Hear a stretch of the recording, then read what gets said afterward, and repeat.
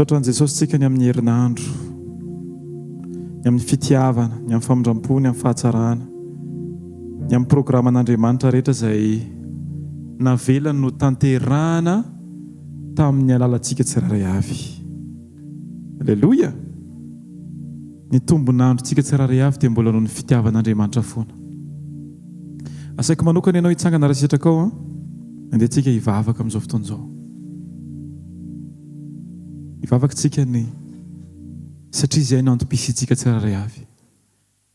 Tsy velona tsika raha tsy manana fifandraisana amin'Andriamanitra. Ary ny fahafahantsika mifandray amin'Andriamanitra dia mbola tombony indray. Raha hivavaka ianao rehefa avy eo dia aoka tsika hiaraka hiompo anatin'izao teny izao hoe za Jesosy tsy mahazo aina raha vao tsy mivavaka isan'andro. Raha vao tsy mitodika makany aminao dia tsapako hoe malazo ny fiainam-panahiko. Hivavaka tsika ara. Jesosy eo misaotra anao zahay. Ny amin'ny fitiavanao anay, ny amin'ny famindram-ponao, ny amin'ny tombon'andro izay mbola omenao anay, ny amin'ny fiarovana ihany koa, ny amin'ny fitiavana izay atosakao isan'andro. Misaotra anao zahay Jesosy, fa tsy tahaka an'izao ny fiainanay Andriamanitra raha tsy noho ianao irery ihany. Misaotra anao ny amin'ny fitantananao, misaotra anao ny amin'ny famoahanao anay tsirairay avy, tany amin'ny aiziny. Misaotra anao ny amin'ny fanoloranao ny tananao, anangana anay, amina anay, ampahiranay. Misaotra ny amin'ny teninao Andriamanitra izay disponible ho anay tsirairay avy isan'andro. Misaotra fa matoa zahay mahery dia satria ianao no mampahery anay Andriamanitra. Matoa zahay afaka mijoro dia satria ianao no manangana anay tsirairay avy. Matoa zahay afaka mandre, mahita, mandray, mahatsapa, mianatra, manaiky anarina dia satria noho ianao Jesosy. Misaotra fa tsy mba leo anay ianao Andriamanitra. Misaotra fa misy foana ny teny entinao manangana ny fiainanay. Misaotra fa misy foana ny teny entinao manamboatra ny fiainanay, mampianatra anay, mitarika anay, mananatra anay. Misaotra Jesosy ny amin'ity fotoana manokana izay mbola omenao anay ity indray, ahafahanay mitombo ny fahalalana anao Andriamanitra, ahafahanay mandeha amin'ny fankatoavana, miankohaka eo anatrehanao, midera ny anaranao masina. Manapa-kevitra izahay rehetra androany Jesosy, ny ametraka ny momba anay eo am-pelantananao. Tsy ny sombotsombom-piainanay Jesosy, fa ny momba anay iray manontolo no atolotra eo anao Andriamanitra. Aoka ianao azo aina eo amin'ny fampiasana anay tsirairay avy Andriamanitra. Raiso ny toeranao Jesosy. Misaotra anao Jesosy ny amin'ny tokantrano ny tsirairay avy. Misaotra ny amin'ny asa, misaotra ny amin'ny fahitam-pity, misaotra ny amin'ny fitarihana, misaotra ny amin'ny famatsiana, misaotra ny amin'ny fanasitranana, misaotra ny amin'ny fiarovana, misaotra ny amin'ny fahagagana izay ataonao eo amin'ny fiainanay isan'andro. Misaotra Jesosy ny amin'ny zavatra mety tsy fantatray akory kanefa ianao eo dia tanteraka izany zavatra izany. Misaotra Andriamanitra ny amin'ny mpiaramonina aminay tsirairay avy, misaotra ny amin'ny ray aman-dreninay ara-panahy, misaotra ny amin'ny ray aman-dreny tsirairay avy, misaotra ny amin'ny zanaka, misaotra ny amin'ny fampianarana, ny amin'ny fankatoavana, misaotra ny amin'ny fitarihana amin'ny anaranao Jesosy. Membonahitra mandrakizay ianao no mendrika izany. Ndao sandratsika ny tanantsika amin'izao fotoana izao dia terao Andriamanitra, aoka ny vavanao fantsom-piderana ny Jesosy androany. Aoka ny vavanao tena hiasa amin'ilay asa tokony ho ataony efa hatramin'izay dia ny fanomezam-boninahitra an'Andriamanitra. Jesosy eo no forononao ny vavanay mba hahafahanay manambara ny fiderananao Andriamanitra. No forononao ny teny eo am-bavanay Andriamanitra mba hahafahanay manambara izay ao anatin'ny fonay amin'ny alalan'ny fomba fiteninay Jesosy. Ka androany Andriamanitra dia mideranao zahay, fa tsara loatra ianao, avo indrindra ianao, masina ianao, mandrakizay ianao. Raiso ny toeranao Jesosy. Ianao ilay mendrim-piderana, ilay masina ianao, ilay tompo andriamanitra, tsy toa aoka hoeniky ny voninahitra ao ny tany sy ny lanitra, aoka hoeniky ny voninahitra ao ny fony tsiraray avy. Aoka ho kasihanao ny fiainanay Andriamanitra mba hahafahan'ny fiainanay maneho ilay fahatsaranao Andriamanitra. Aoka izahay ho takony fa ianao no hita Andriamanitra, ary amin'ny voninahitra ny anaranao mandrakarivany izahay rehetra rehetra Jesosy Kristy, amin'ny anaranao mpanjaka avo masina mandrakizay. Aleluia, amen. Ndao tsika tehaka ho an'i Jesosy tetonony fiadanan'i Jesosy ho aminao manokana indray, ranabavy rahalahy ray tapohantsika ao amin'i Jesosy ireo manodidina anao ireo. Tetonony mihitsy hoe ianao io tahin'Andriamanitra manokana ianao tena tononoko ny fiadanan'i Jesosy ho aminao manokana. Tsy maintsy andray tenin'Andriamanitra mifanintsy amin'izay efa voahomanao anao ianao androany. Tsy maintsy miova ny fiainanao androany amin'ny anaran'i Jesosy. Tsy maintsy miova ny toetry ny fonao androany amin'ny anaran'i Jesosy, amen. Salama fafito amin'ny telopolo andiny voalohany ka hatramin'ny fahaenina. Salama fafito amin'ny telopolo andiny voalohany ka hatramin'ny fahaenina no andeha ho vakiantsika. Salama izay soratan'i Davidy izy ity. Salama fafito amin'ny telopolo andiny voalohany ka hatramin'ny fahaenina. Anasako anao manokana rehefa tonga ny atokantrano ianao tena aseseo mihitsiny. Salama fafito amin'ny telopolo andiny voalohany ka hatramin'ny fahaefapolo. Fa misy endrim-piatrehana be dehibe sy toe-po andrasan'Andriamanitra izay ambaran'i Davidy ao anatin'izany. Manasa anao manokana rehefa tonga ny an-trano ianao na ohatran'izany dia vakio ny andiny voalohany ka hatramin'ny fahaefapolo. Fa hafa mihitsy ny fiainantsika rehefa feno tenin'Andriamanitra, hafa ny fiainantsika rehefa encadré ny tenin'Andriamanitra, mandroso amin'ny hazakazaka ary indrindra amin'ny hafainganam-pandehan'Andriamanitra tsika rehefa miaraka mifampitantana amin'ny tenin'Andriamanitra foana isan'andro isan'andro. Salama fafito amin'ny telopolo andiny voalohany ka hatramin'ny fahaenina izay mivaky toy izao: iarahantsika rehetra miredona tsara amin'ny anaran'i Jesosy, manao hoe aoka tsy rehetra ny fahatezeranao noho ny amin'ny mpanao ratsy, ary aza mialina amin'ny mpanao meloka, fa ohatr'izay nafaingana tahaka ny ahitra izy ka halazo tahaka ny ahi-maitso. Matokian'i Jehovah ianao ka manaova soa, dia onona amin'ny tany ianao ka ho faly amin'ny fahamarinana. Ary miravoravoa amin'i Jehovah ianao dia homenanao izay irin'ny fonao. Ankino amin'i Jehovah ny lalanao ary matokia azy fa ataony tanteraka. Ary ampiseho ny fahamarinanao tahaka ny mazava izy, ary ny rariny ho anao tahaka ny mita tao vovonana. Amen. Andriamanitra ny ampiseho ny fahamarinantsika tsiraray avy. Fa mialohan'izany dia izao, tsy afaky ny homarinantsika tsiraray avy raha tsy efa izy ny nanamarina antsika. Ary ny mahatonga an'ilay hoe Jaona toko fa 4:10 hoy izy Jesosy hoe izany lalana sy fahamarinana ary fiainana. Raha tsy mahita ny lalana ianao tsy ho tonga any amin'ilay fahamarinana, ary raha tsy manana ilay fahamarinana ianao tsy tonga any amin'ilay tena fiainana. Dia androany ataovy azo antoka fa miray lalana amin'ilay marina ianao, amen. Miray lalana amin'i Jesosy ianao, tsy mialoha an'i Jesosy fa miray lalana, izy ny mialoha antsika tsiraray avy. Izay ditongotra Jesosy no ametrahantsika ny tongontsika tsiraray avy, mba ahafahantsika tonga eo amin'ilay fiainana mandrakizay. Misy fahatobahany eo amin'ny fiainana amin'ny Kristy. Jaona 10:20 fiainana be dehibe. Ary izay fiainana izay dia tsy hoe efa lanin'ny olona sasany satria efa betsaka mety nanolo tena mialohanao, fa disponible sady feno ho antsika tsiraray avy izany. Dia antsika napakevitra androany anome ny momba antsika mihoatra hatrany ho an'i Jesosy. Asaika ianao hivavaka amin'izao fotoana izao, atolory ny tenanao, tsy mamenatra mamerina hoe mbola anao indray ahy Jesosy androany. Mety efa an' Jesosy ianao, aleloia be izany, fa ataovy reniny tenanao mihitsy hoe ianao tena an' Jesosy isan'andro isan-minitra. Aleloia. Asandrato ny tananao androany dia teneny hoe Tompo anao a Jesosy. Tsy an'ny vadiko akory aho, tsy an'ny fiasana, ary tsy an'ny tenako akory Andriamanitra, fa anao Andriamanitra. Anao ny fiainako, anao ny fiteniko, anao ny fijeriko, anao ny fanaoko, anao ny fietretako Andriamanitra. Ny momba rehetra anao Andriamanitra, satria tsy manana hafa ankoatra anao a Jesosy, tsy mila hafa ankoatra anao a Jesosy. Aleluia.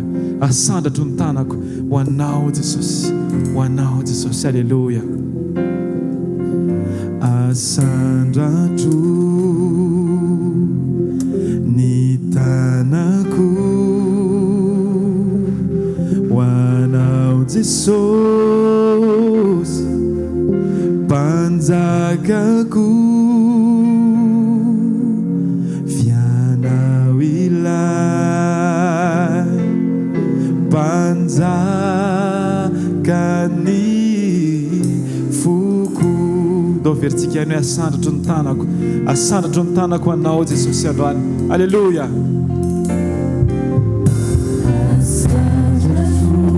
Asandratombony tananao atao vitany Jesosy ny azy loatra velary anatrany Jesosy lazao fa izy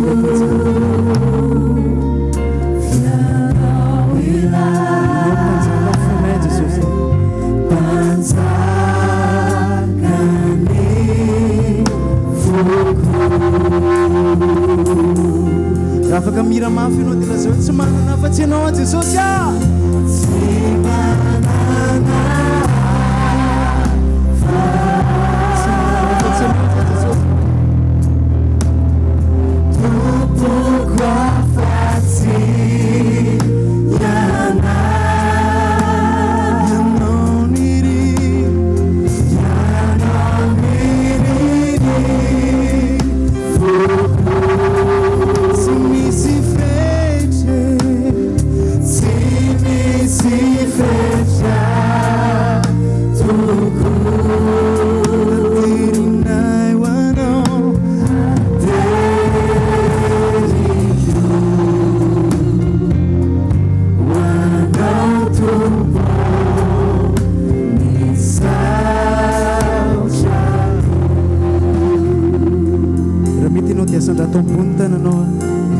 Jesosy asandratro ny tanako anao Jesosy asandrato mafofy anao ny tanako anao Jesosy manjakana ianako fianao ilay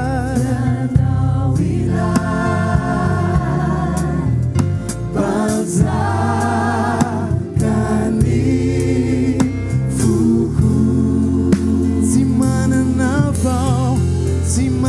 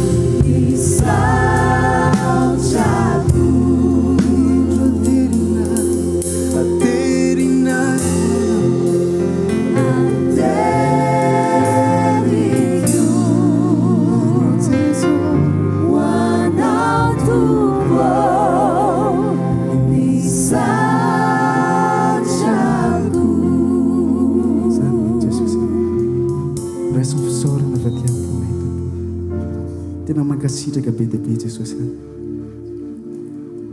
Tena tsapana hoe tsy tafijoro toy izao zay, tsy tafijoro teto zay Jesosy, raha tsy no famindraponao. Tianay loatra ianao Jesosy, tsapanay loatra izany Tompo.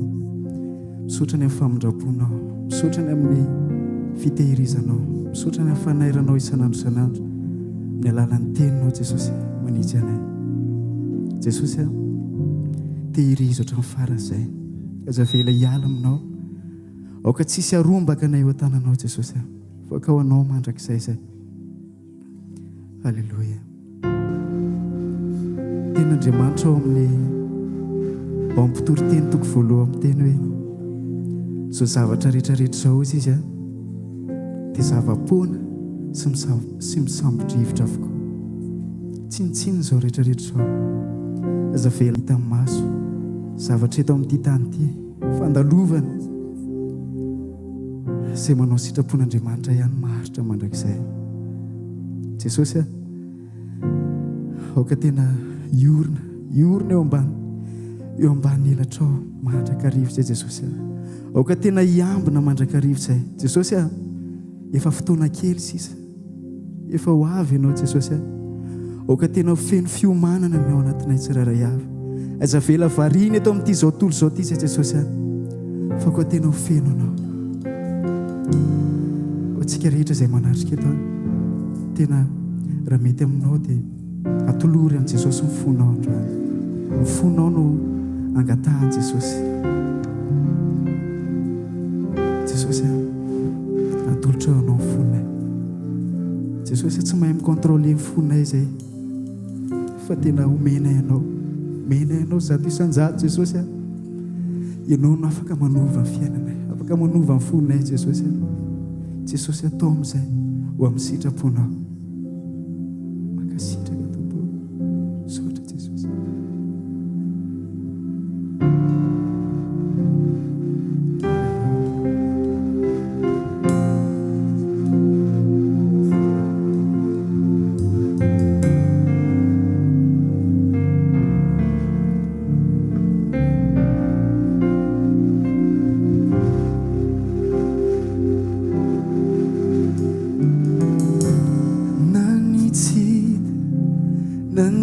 Feninaza fantatrao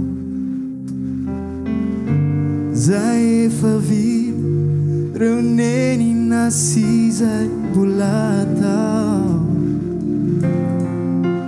ny herinao tsisy fetra tsy ho voafaritra an-tsaiko ao, fizay momba ahy rehetra efa voadinika. Asehoia ahitako toe-panahy sy ny fahotako, aiza zao dia nandao tafasaraka aminao.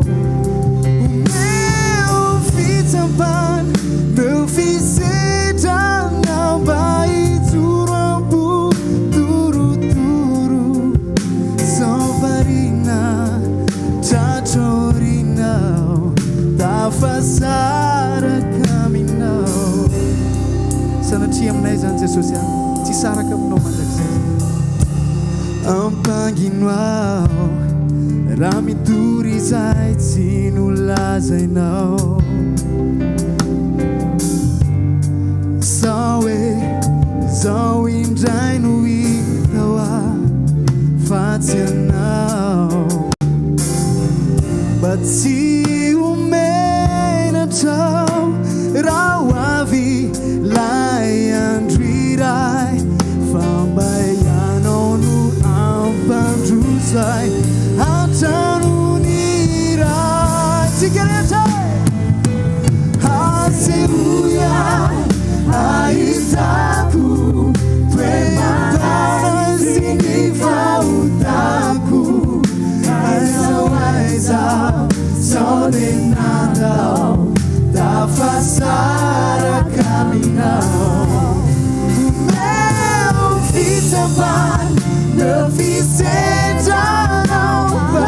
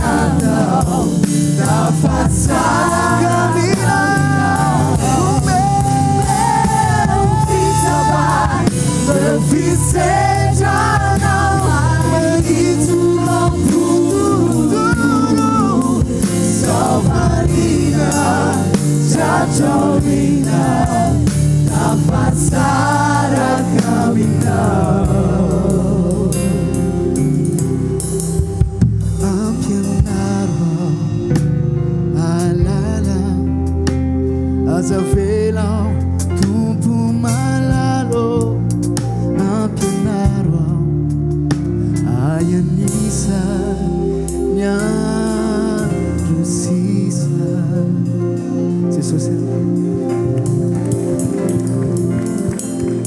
Jesosy tehirizy tsirairay avy tompo oka tsisy ivelin-dalana oka tsisy ala aminao amin'izao vanim-potoana farany zao Jesosy aoka ianara roatra zay tombon'andro menao iainana amin'ny sitraponao sy miprogramanao Jesosy malalo androany fanahy masonao aoko fenonao zao toerana zao fenony tsirairay avy aoka tsisy tontolo ameno anay Jesosy afa-tsy mifafenonao androany fenony foko fenony sainay Jesosy fenony tontolonay rehetra tompo aoka tsisy iban-toerana fa tsy anao rery fo azy zay fanahy masonao fo azy zay fanahy masonao anjakao ny momba anay rehetra sokafanay anao ny fonay sokafanay anao ny momba anay rehetrarehetra tena anjakanao tanteraka omena sehatra ianao fanahy masonao tena hiditra tsehatra atao anatinay anjaka atao anatinay menay laky ianao fanahy masonao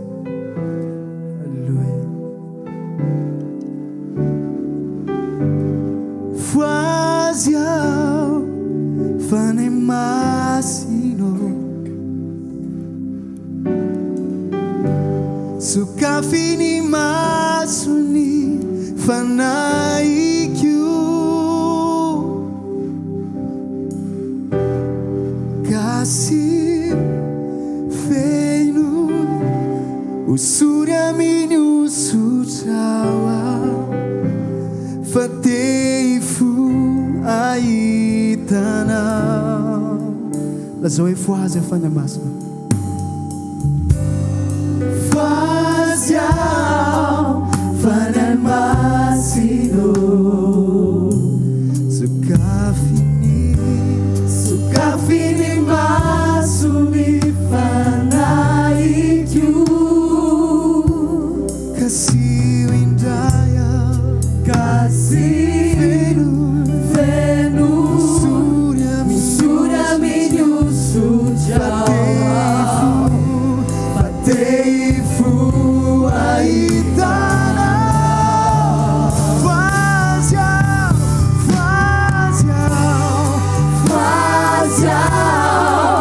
fanahy masino sokafiny masony fanahiko kasih indray kasih feno misura minho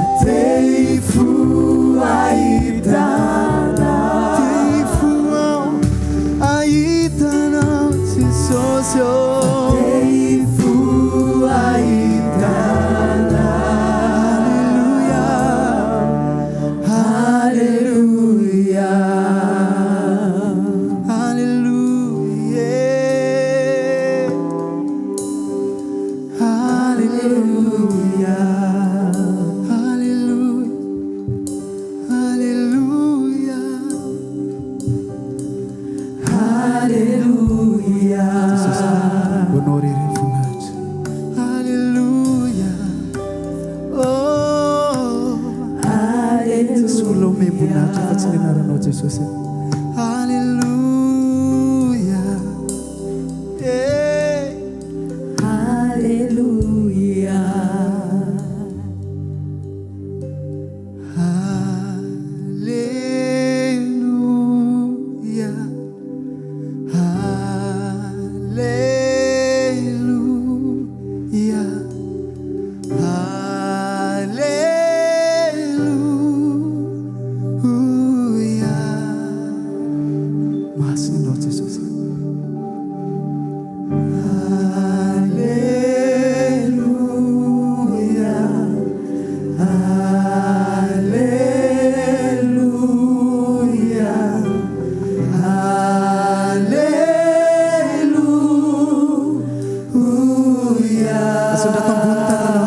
ambony tananao dia lazao fa masina izy.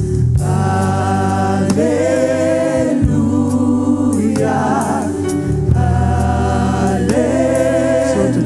alleluia, masina ianao mandrakizay ianao Jesosy avindrindry ianao tompo.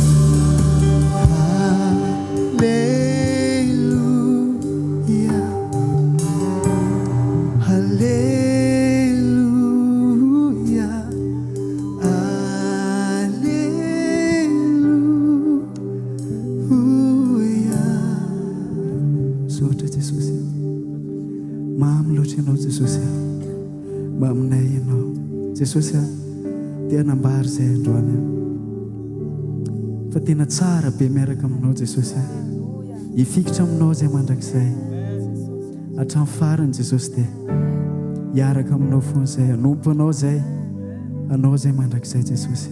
Alleluia, alleluia. Tikanao tena mamiko tena tiako indrindra malala ny foko ianao Jesosy tsy atakaloko an'izaniza tsy hosoloko ninonine fa hatramin'ny farany Nansika sinao hatramin'ny farany lazao etika anao Jesosy tikanao tena Jesosy amfony manontolo tena mamiko mamina Jesosy tena tiako indrindra foko ianao Jesosy sy atakaloko an'izany iza tsy hosoloko ninonine fa hatramy farany miantsika sy anao hatramy farany afoko izay maminy foko ety afoko izay maminy foko ety de omeko anao nandao ay azy izao tontolo izao zao tsy alaminamo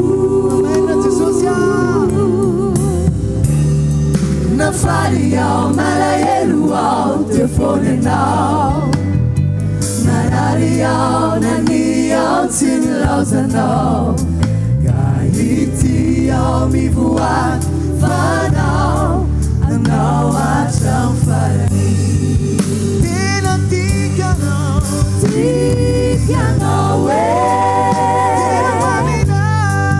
tena mamiko tena tiako indrindra malala ny foko ianao Jesosy tsy atakaloko an'izany iza tsy hosoloko ninonine fa hatramy farany miantsika sy anao hatramy farany hatramy farany miantsika sy anao hatramy farany fa hatramy farany miantsika sy anao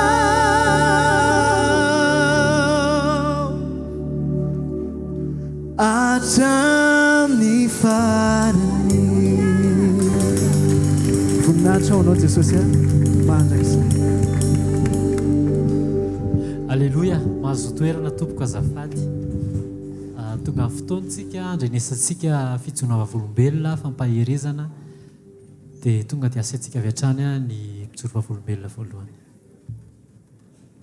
voninahitra ao Jesosy iray ihany tompoko nijoroko vavolombelona afaka baka ny zanako tamin'ity taon'ity serise izy dia izy zany tsy nieritrretana hoe ampianarana ny fianaratsofa eto Antananarivo any dia izany hoe amin'ny université privé zany dia nandeha nametraka ny dossier an-tany zany izay mianaka fa izahako ny no nameno an'ilay dossier fa izy zany nanaraka teo ihany avy akeo nefany hainy izy diso ilay zavatra nosoratako zany fa le note tsy zany ny voasoratrako tany 8/20 ny français ny voasoratrako tany le dossier sélection fa tsy concours avy akeo zany tafiditra tao anatin'ny liste d'attente le zanako zany tomany be an'izay zany tomany be ary za mbola tsy ary nahita anazy tomany be ohatr'izany hatramin'izay tambatambazako izy zany andao foana ho antsika fa ho any am-pastera ho antsika dia nandeha nanantona amin'ny papa zany izay dia nitantaraina anazy zany le zavatra nitranga dia papa zany tonga dia niteny hoe tena reko be ao am-pondry io mantsihana reare ny anaran'ilay zaza tena reko be ao am-pondry io izy tena tindry be mianatra ao amin'ny université io fa aza matahotra ozy izy fa mety io dia zaho izy tondram-bavaka vao naheno an'izay zany ilay zaza dia karaha tsy nisy ilay tomamambe teo zany fa tonga dia entsahatra be izy tonga dia faly izy zany herinandro après zaza ny antsoan'ny papa zany hoe saka mba antany pasteur hoe nanahoana angaho le makasika an'ilay fianaran-janako dia nameny directive zany zahako ozy izy hoe andana ozy manantona izay olona ambony ao amin'ny université io tompona andraikitra ambony ao dia directive telo zany nameny ana hoe manantona mivantana sur place mihitsy dia miresaka amin'ilay tompona andraikitra ambony dia ny anankiray hoe tenenina le faute nataoko zany hoe note 10 zao soratra tany le 8/20 dia anankiray hoe tenena hoe zaza tena mahay be zany le zaza sady sérise hoe te anatra mahafiato zany dia izay moa tsisy olo fantatra io amin'le école ao fa ny antso foana fotsiny zany izay tamin'ny nisy kozanjanako zany izy efa nianatra tao fa ela be dia nahazo renseignement hoe ihany na antonona dia avy akeo zany zay ny antso tao amin'ilay école dia hoe angataka rendez-vous amin'ny anina dia nahazo anazy zany dia ozy izy le olona zany fa nga ozy tsy mety atao par téléphone dia za zany le directive ampampavana zany tao anaty loka hoe meona sur place fa tsy par téléphone dia ny insiste 3 fois izy dia za koa ny insiste 3 fois hoe tena aleo mpatoboko mba gataka famindram-ponao mba eona sur place atsika iresaka le fianaran-janako dia ok voaray dia nitenena anazy teo zany araka le directive ampampazany hoe reto daholo tena tenena tena naverimberiny pasteur foana zany zay zavatra zay reto tena tenena fa za koa sady manampy amin'ny fitondrana ambavaka dia niteneniko anazy teo zany le hoe sérise zaza mahay be te anatrato dia le fotoko dia za raha mbola nanampy hoe io zaza mbola tsy ary ny double zany ohatra amin'izay dia tao amin'ny école zao io ny anatra dia mba hainao ngamba ho azany école zany mba tsara ny voany dia nijerevany zany le nantany zany hoe izy anarany zanakanao dia hitany teo dia ty 8 sur 20 io ozy no tsy nieritreretinao hoe tsy nafaka zanakao tao anaty liste d'attente dia iaho dia ozy hoe aka io ne ozy izy note mathématique sy anglais foana jereny dia za zany tena diko manina hoa zany zanako tsy tafiditra raha ohatra ka note mathématique sy anglais jerena manina liste d'attente dia ozy izy hoe ka mbola betsaka zany ozy mahay akoatra ny zanakanao fa misaoran'Andriamanitra anao ozy izy tafiditra amin'ny liste d'attente raha zanakanao fa maro ozy izy ireo nametraka dossier fa tsy tafiditra sady tsy ady mihitsy liste d'attente dia za zany ozy mba mangataka famindram-ponao re tompoko mba raiso le zanako dia ozy izy mantsana hoe miandry aloha tsika zao madama ozy izy miandry andreo le admi manao inscription dia rehefa hita eo ozy izy hoe firy ny desiste tsy nanao inscription ozy izy dia hita eo amin'izay zany hoe firy ny isany ankizy raisinao anaty le liste d'attente dia matsoanareo ozy izy arivariva na makanisa aty dia za moa tena tamin'ny zanako ndao foana hoe tsika andeha sur place any dia any mba mahihany vaovao mahita tsika zany vaovao dia tonga tany isaka nitako izy angizy mivezivezy eo mba mangataka famindram-ponao re tompoko mba mangataka famiramponao re tompoko mba ampidiro zanako dia ngamba izy ohatrany hoe tezitezitra kely izy farany hoe za madama ozy tsy afaka manao kolikoly zany fa misy impact amin'ny asako dia ozy mantsana zangy eo tsy anao kolikoly fa za mba mangataka famiram-ponao fotsiny mba ampidiro zanako dia ozy izy be dia be ozy no la ohatranao zao te apitra ny zanany ato tafiditra anaty liste d'attente fa za ozy tsy afaka mivoana amin'ny lamina zay napetraka fa zay ozy izy ivory zao miaraka amin'ny PDG dia ianao valina tamin'ny ena sasany ariva soma ohatran'izao mihitsy mivoaka avy any izy dia ozy izy zao ozy nitapaka tamin'ny fivoriana ny araka tamin'ny PDG tao dimapolo ihany ny isandraisana ao anatin'ny liste d'attente mandeha par ordre de mérite ireo zany hoe 1 hatramin'ny 50 zany no raisina ankona za satria numéro 1 zanako 89 zany hoe tena impossible zato isan-jato tafiditra ny zanako ao anatin'io école io raha misy raha ozy izy midesiste mety eo amin'ny roa telo andro liste d'attente ireo tsy manoratra anarana teo zany tonga dia nikorotana adiny daholo le tenin'Andriamanitra adiny le tenin'ny pasteur hoe mety io aza matahotra zany fa mety io tena tsisy mipetraka ntsony zany dia ozy mantsy le zanako zany andofana hoe atsika andeha hoany rapitsy maraina mantsany samedi teo zany fa so mba misy fiovana tonga tany izay mianaka maraina be mihitsiny efa afisendreo amin'le vavahady eo le anaran'le 1 hatramin'ny 50 ny anarany miaraka amin'ny numéro tonga avy any koa le responsable de izy zay tsy tafiditra tao anatin'ity ny anarany andana mody fa lany andro fotsiny eto vao maika koa za ankony avy akeo zany teneniko le zanako ozy mantsy anazy neno ty hoa tena fahagagana ho andrasantsika roa amin'ity fa raha numéro andry 89 zany hoe efa tsy poinsa zafady amin'le fiteny fa tena zay mihitsy teneko anazy tsy poinsa tafiditra ato andry fa dia ty hoa fahagagana andrasantsika roa amin'ity za amin'io zany mba miteny anazy vavany eny za nefa ny ao anatiko tena hoe tsy satria zany zana tsy hoe tena coupable tamin'le notiny zanako zany satria no zavatra nataoko zany natonga le zanako tao anaty liste d'attente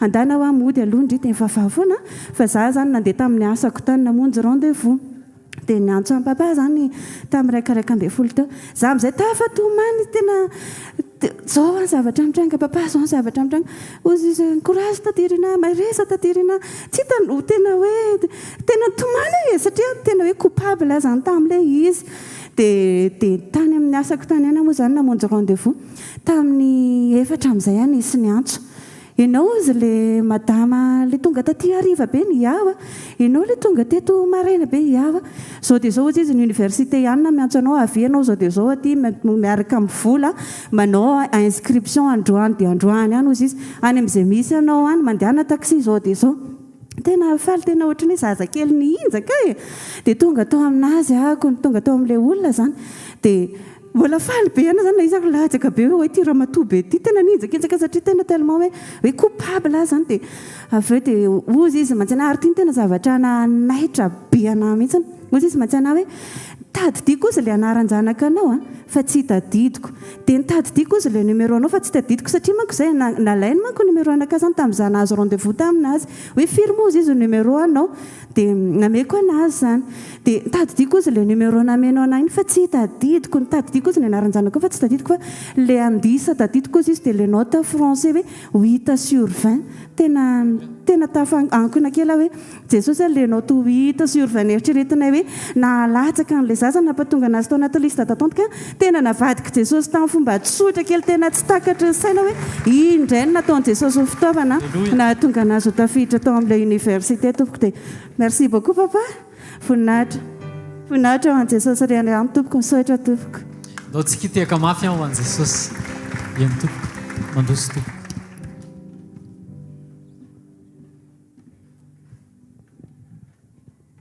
voninahitra ho an'i jesosy nijofako mijoro vavolombelona eto ary dia tena hoe faly mifankahita amintsika tsirairay avy mpianakavin'i jesosy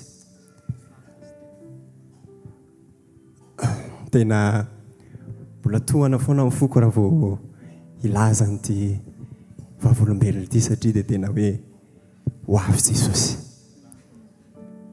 tsy ho ela satria raha nisy ny fotoana lasa vitsivitsy izay dia nandalo fahasalamana tsara be izay mihitsy ny tenako dia ozy jesosy hoe ndao fa ho amboarina izany rehefa tonga ny fotoana fanamboarana an'izay fahasalamana izay dia jour d'opération Andriamanitra ny famoronana ny Andriamanitra izay tompontsika alleluia misy fitaovana izay tsy maintsy ho ampiasaina ao anatin'ny fandidiana izay ho atao tamin'ny tenako olona roa samihafa no nikaroka sy nitady fa tsy nahita fa hozy tamin'i jesosy hoe ny zanako sy ny asan'ny tanako dia aoka ho adidinao ihany namerina nampijery ny mpandidy dia lasa ny za dia mbola nanome toky efa rony izay no nijery fa tsy misy aho mandehana nankatoa tonga dia ho atoerana hita ny fitaovana sady vaovao mbola tsy nampiasaina ho an'ny tompony voninahitra taorian'izay dia vita ny fanamboarana makaina amin'izay ny mpanompony nentiny indray asehony tontolo izay tokony ho ampahafantarina tao anatin'izany indrindra no tondrany ahy tao anatin'ny lalana anankiray izay fotsy mazava sy miakatra manoloana vavahady lehibe anankiray mantsopika fotsy ontsa ny fo mahita hoe fa inony ity jesosy mandrosoanaka sokafana ny vavahady ika-piderana tsy misy tahaka izany faly ianao satria hoe fiaina-piderana ary dia tena izay tokoa hoe fiderana no miandry antsika fa tao anatin'izay nasehon'i jesosy fa misy escalatoro anankiroa nitondrany eo amin'io escalatoro anankiroa io dia olona maro miakanjo fotsy ary tare fantatra no miakatra amin'ireo escalatoro anankiroa ireo ny anankiray miakatra ny anankiray midina fa ny olona izay miakanjo fotsy miakatra eo ambonin'ireo tohatra ireo ilay miakatra dia vitsy dia vitsy ilay midina dia maro tokoa fa samy miakanjo fotsy izy ireo tafatomana ny tena jesosy tsy vitako fa nahoana izao inona ny antony izao miakanjo fotsy avokoa ne reto jesosy andro faran'izao zanako ho avy aho miazakazaka ny olona mihevitra fa manompo manao n'izao sy izao fa jereo mihemotra ny escalatoro mitondra azy ry havako raha mbola velona zasy ianao dia mbola misy antenaina ny aminy fotoana zao ozy tamin'i Jesosy Jesosy tsy vitako za samirery fa ndao zasy ianao hiaraka vonona ianao anao hatramin'ny farany Jesosy ndaotsika fa vitsy le miakatra amin'ilay tohatra iray mihoatra amin'ilay tohatra anankiray ndao ara ozy ao anatin'ny efitrano tsy misy afa-tsy izay efa mianaka no ao anatin'ilay chambre rehefa tenenin' Jesosy hoe ndao ary fa hiaraka isika miovitrovotra ny efitrano taitra izy telo mianaka mandre hoe feo avaizy zany fa misy inona fa tampotampoka teo veriny ambony fandriana tafapetraka ny any sisa voateny dia hoe saotra Jesosy fa mbola tonga eto anao ny asanao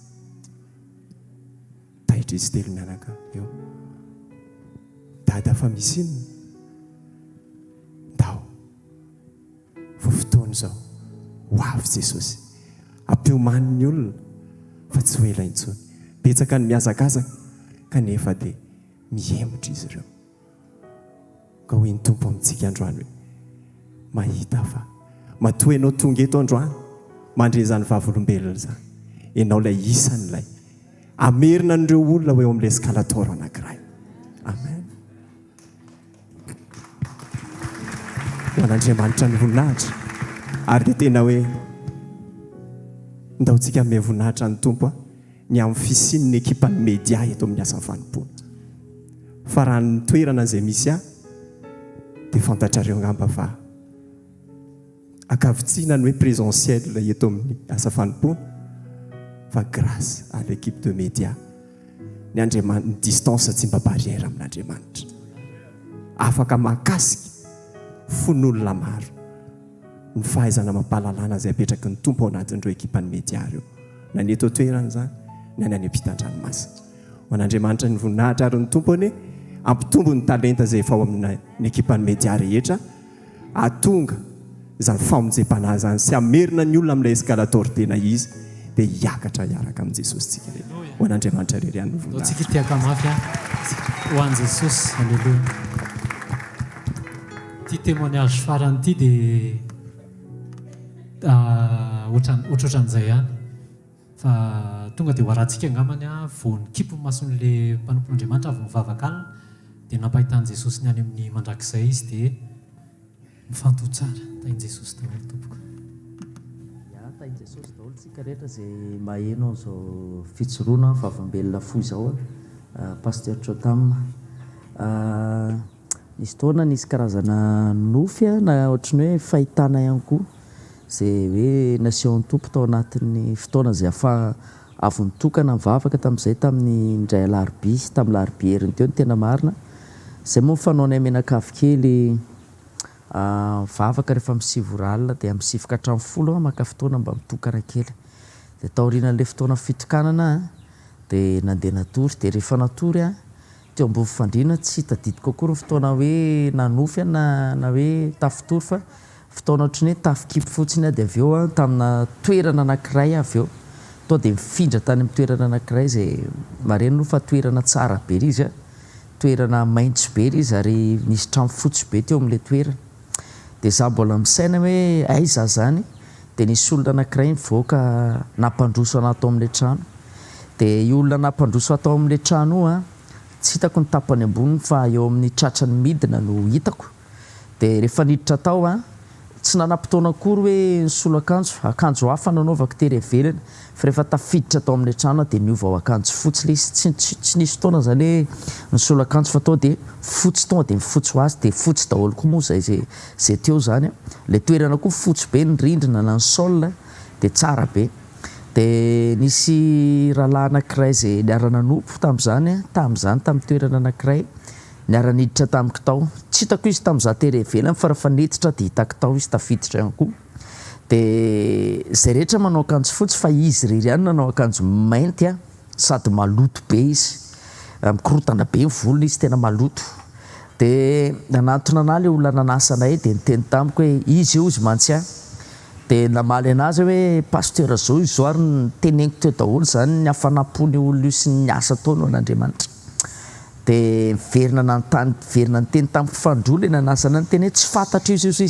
tsy fantatra io dia za zany niezaka nampafantatra anazy ny olona io izao io ve dia tsy fantatra aho zao io olona io dia raha aveo izy niteny tamiko hoe tsy fantatra io fa avoay any ivelany rehefa nitenan'izay moa izy dia tsy niteny tsony fa nisy olona anankiray nibatan'io namako io zany tena moka sy tany ivelany satria izy niteny hoe avoay any ivelany izy fa tsy fantatra rehefa navoaka tany ivelany dia nidiny le trano dia niraisy ny tanako rehefa niraisy ny tanako dia izy hoe ndao izy fa misy zavatra sehoko anao tsy dia hoe mivizite zavatra marobe zay fotriny hoe mandalidaly fotsiny hoe nisy toerana mahafinaritra zany viziteny atao rinan'izay fa netiny tonga teo amin'ny toerana anankiray zay nisy trano ohatrany fitaratra ny rindrina le izy dia nitazana avy eo amin'ny fitaratra io tery ivelany nahita olona maromaro vorovory zany dia misy olona matory eo ampovoany taka ny olona fa maty lavitra be toerana io raha ohatra tena jerena fa maso ao amin'ny tontolo ara-panahy afaka mahita ny alavitra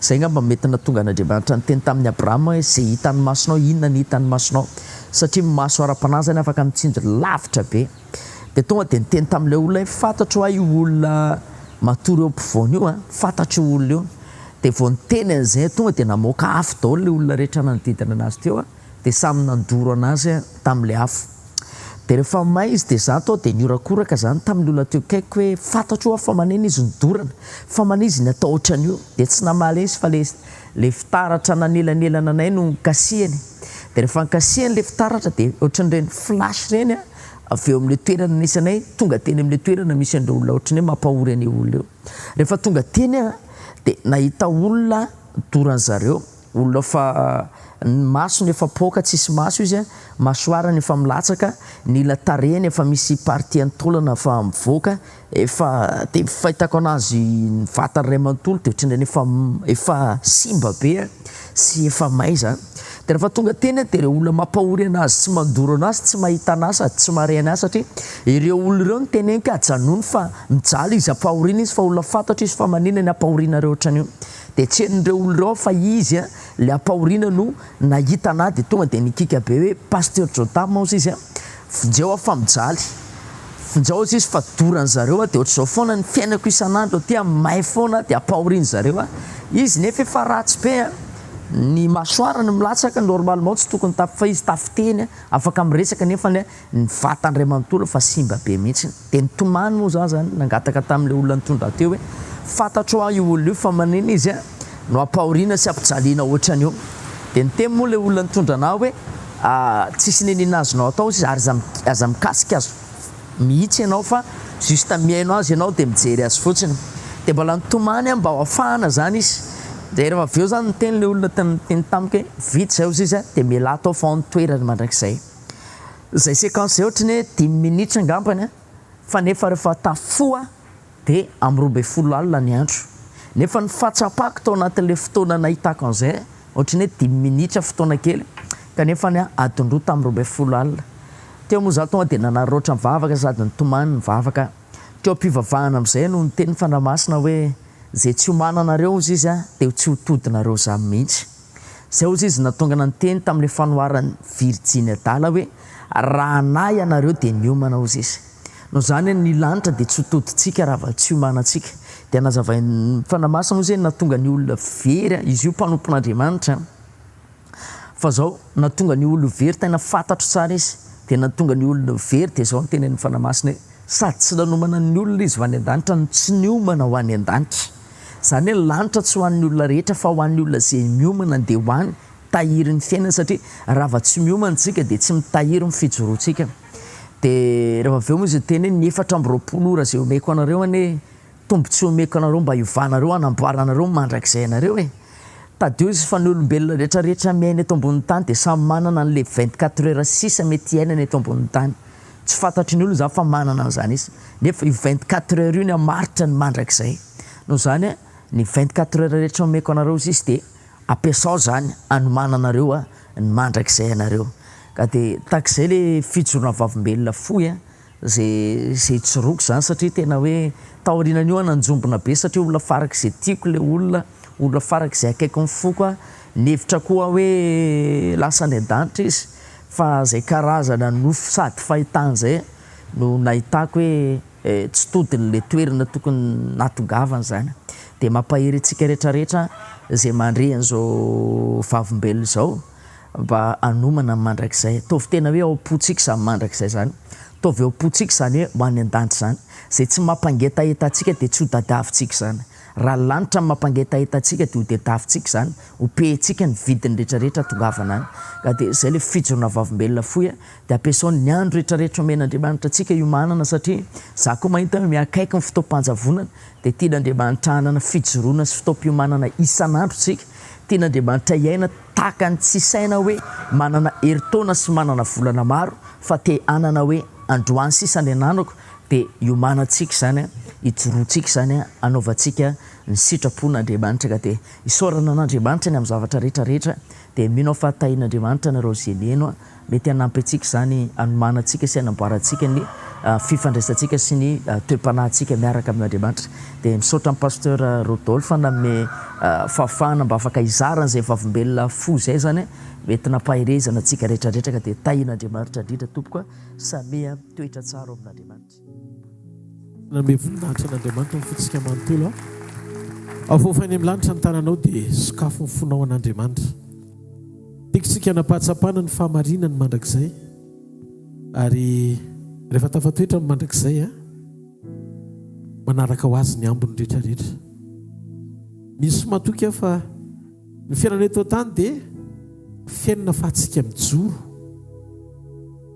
maneo eto amin'ity tany fandalovanyity fa misy Andriamanitra eo amin'ny fiainantsika ny fotsika tafiombona aminy ny ataontsika mifanaraka amin'ny sitrapony ary ny ao anatintsika manana tanjona ny iombona amin'ny raha eto an-tany sy ho ao amin'ny ray mandrakizay afofany amin'ny lanitra ny tanao dia misaora azy amin'ny fonao manontolo makasitra azy amin'ny fanahinao rehetra baiboly dia milaza fa tahaka ny anambinana ny fanahinao ihany koa no anambinana anao amin'ny lafim-piainanao rehetra faoka ny fonao ho tafatoetra amin'ny sitrapon'Andriamanitra ary angetaeta fatratra ny tenim-pahamarinana mba hahafahanao manomana ny mandrakizay ianao dia ny aty ambonin'ny tany ray amin'ny anaran'i Jesosy saotra ny amin'ireo teny fiainana rehetra nomenao anay androany izay manaitra anay fefakaiky ny fihevinao akaiky ny fiverenanao mamango mpanompon'Andriamanitra maro samihafa ianao anaitra anay isan'andro isan'andro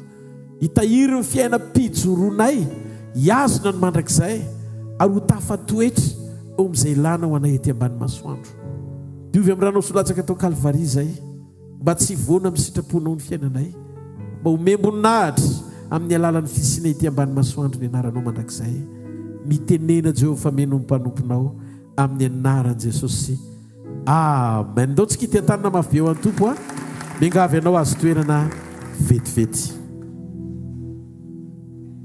ozy izy le tenentsika teo hoe zay tsy homananao dia tsy ho tongany ianao raha lanitra ny tanjona dia miomana dia ny melo ianao ho aiza ho any an-danitra misaina lanitra miteny lanitra miaina tahaka an'Andriamanitra eto ambonin'ny tany miomana mandrakariva ao anaty fanompoana feno fahamarinana miaina amin'ny fahamasinana mijoro amin'ny fahatokina manaiky hotarian'ny fanahy manaiky itsy ny teny mizotra amin'ny sitrapon'Andriamanitra raha ianao zay olo zay dia tiako ianao hoe tia tanana mafy be ho an'ny tompo amen. Genesis toko roa amin'ny 30:4 ka hatrany 17.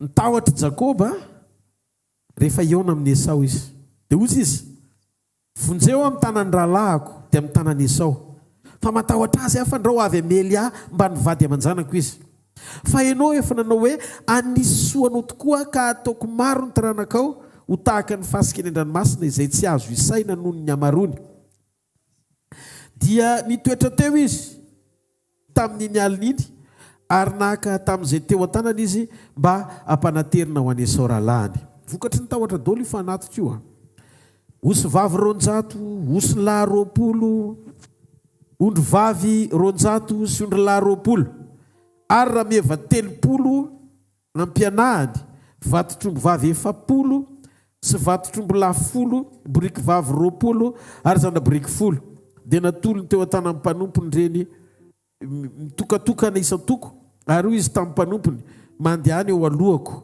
ary asio elanelany eo amin'ny isan-toko. Teto dia maneho fa Jakoba dia olona voata izy. Mpanambezy matoa afaka mizara zavatra be dia be ohatr' izany teo ampelantanany. Fa ny zavatra nahavariana dia zao, tia Jakoba tia mahatonga an'Andriamanitra ny teny hoe Jakoba tiako fa Esau alako. Dia zao Jakoba nanome lanja ny ara-panahy ho ambony lavitra noho ny zavatra hita maso. Fonimbola kely izy dia efa nisaina ny fizokiana Esau ho azony. Esau ndray tsy misaina zava-panahy fa neny Esau izay azo tombony amin'ny zavatra mihoatra hitany masony. Ohatry ny hoe rehefa voky izy dia tsy ahoana izay fizokiana. Dia hitantsika ny tantaran'izy amin'ny rahalahy. Fa nao ny Esau dia niteny tamin'ny Jakoba hoe meo any haninao hoaniko, voanemba sy hena le izy. Dia ozy izy Jakoba hoe ataovy takalim-pizokiana raha dia omeko anao. Dia ozy izy Esau rarahiko inona izay fizokiana, fa mety aty hoaniko fa naona aloha dia mipetafany le voanemba. Zany hoe vita ny vidy varotra anakalozana fizokiana amin'ny hanimpi. Rehefa vita le izy dia mijery any Esau Andriamanitra. Raha tokony olona miavaka izy sy poirany fokony Israely dia lasa olona manjenjena, mety manambe izy satria tsy nandray izay fanomezan'i Jakoba akory izy. Manambe izy zany hoe olona voata hita maso koa izy, na tsy mividiana ohatran'i Jakoba azy, na tsy patriarika ohatran'i Jakoba azy. Saingy izao na samy hafa azy amin'ny rahalahy dia izao ity Jakoba ity izay manana fo mametraka ny lanjany ny ara-panahy ho ambony lavitra noho izay fisasaran'ny olona. Mahavita izy mahafoy ny zavatra rehetra mba hahafahany mifankahita amin'ny programan'Andriamanitra momba azy eo amin'ny fiainana. Hitantsika fa na dia be harena tahaka izany ary Jakoba dia izao ny zavatra nitranga ao amin'ny 9:20 ao. Rehefa nitokam-bavaka Jakoba terina tamin'ilay anjely, dia ozy izy ilay anjely hoe efa diva ratsy ny andro aloha andeha amin'izay.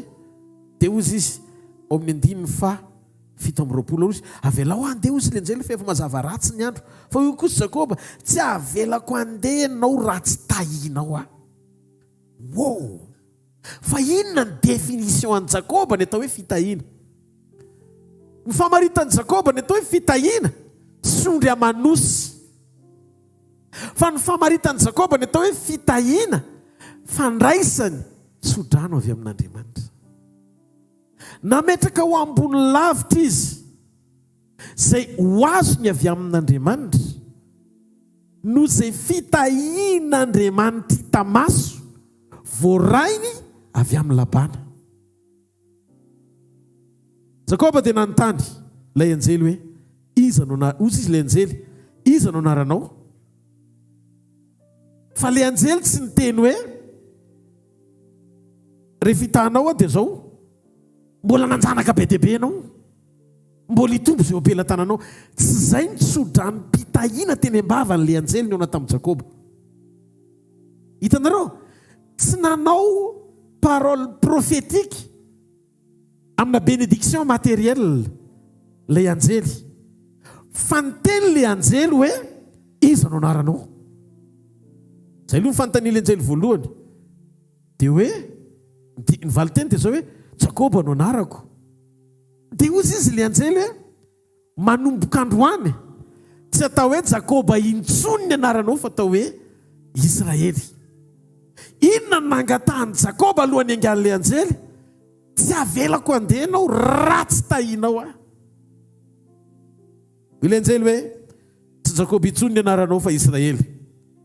Midika fa ny tena fitahiana tsy hoe rehefa betsaka sy mitombo ny fanananao izay rehetra ilainao, fa ilay fanovananao ilay tena izy avy amin'Andriamanitra hifanaraka amin'ny sitrapony tsy maharetehaka ao an'Andriamanitra. Raha diky ny tena fitahiana avy amin'Andriamanitra dia tsy amin'ny alalan'ny fahazahoanao zavatra mihoatra amin'izay zavatra irinao eto ambonin'ny tany, fa ny tena fitahiana dia ny fanovananao ho amin'ilay tena tokony izy ianao eo imason'Andriamanitra. Ny teny ilain'i Jakoba dia tadio, tsy fanampiana sy harena hita maso, tsy taranaka, tsy zavatra maro, fa ny tonga azy ho Israely. Raha mbola Jakoba dia tadio, le mpanambe miaina matahotra foana. Ary hitantsika teto fa mpanambe izy fa miaina amantahotra. Misy tebiteby azon'ny Satana iazonana amin'ny fiainan'i Jakoba. Fa maninona izy natahotra? Natahotra izy satria naka ny anarany Esau. Rehefa nanontany azy ny rainy fa iza moa ianao? Zaho ny Esau lamatoanao. Dia nitsodrano an'i Jakoba amin'ny alalan'ny tsodrano tokony ho an'i Esau Izaka. Mihaino tsara ve nareo? Dia zao ny zavatra nitranga. Rehefa avy nandainga izy, dia zao ny zavatra rehetra azony zany avy amin'ilay tsodrano dia tsy tandrify azy satria tsy nitsotra izy teo anatrehan'ny rainy mba handraisany amin'ny alalany izay tsodrano avy eny ambava amin'ny papany. Fa namaly azy any ilay tsodranony Esau satria rehefa tsy voarainy Esau izy fa voarainy Jakoba dia tsy azony Esau, tsy azony Isaka averina amin'ny Esau intsony, fa izay voarainy Jakoba dia azony Jakoba, ary izay voarainy Esau dia azony Esau. Fa tiany zavatra mahafinaritra. Rehefa nanontany an'i Jakoba Andriamanitra hoe fa iza ny anaranao mitovy amin'ilay fanontaniany Isaka, dia teto Jakoba ny teny hoe zany Jakoba hozy, Jakoba no anarako. Zany hoe tsy nitovy amin'ilay teo aloha famaliny ray intsony ny famaliny an'Andriamanitra. Dia hozy izy Andriamanitra satria mitsotra ianao hoe Jakoba amin'izay, dia zao le tsodranony rainao iny atao marina aminao amin'izay fa esorina tsy ho Isaka, tsy ho Esau intsony ianao, fa novana ho tonga Israely amin'izay. Zao zany le double portion voarainy Jakoba. Andriamanitra nanova azy ho Israely rehefa nanaiky izy ny maha Jakoba azy.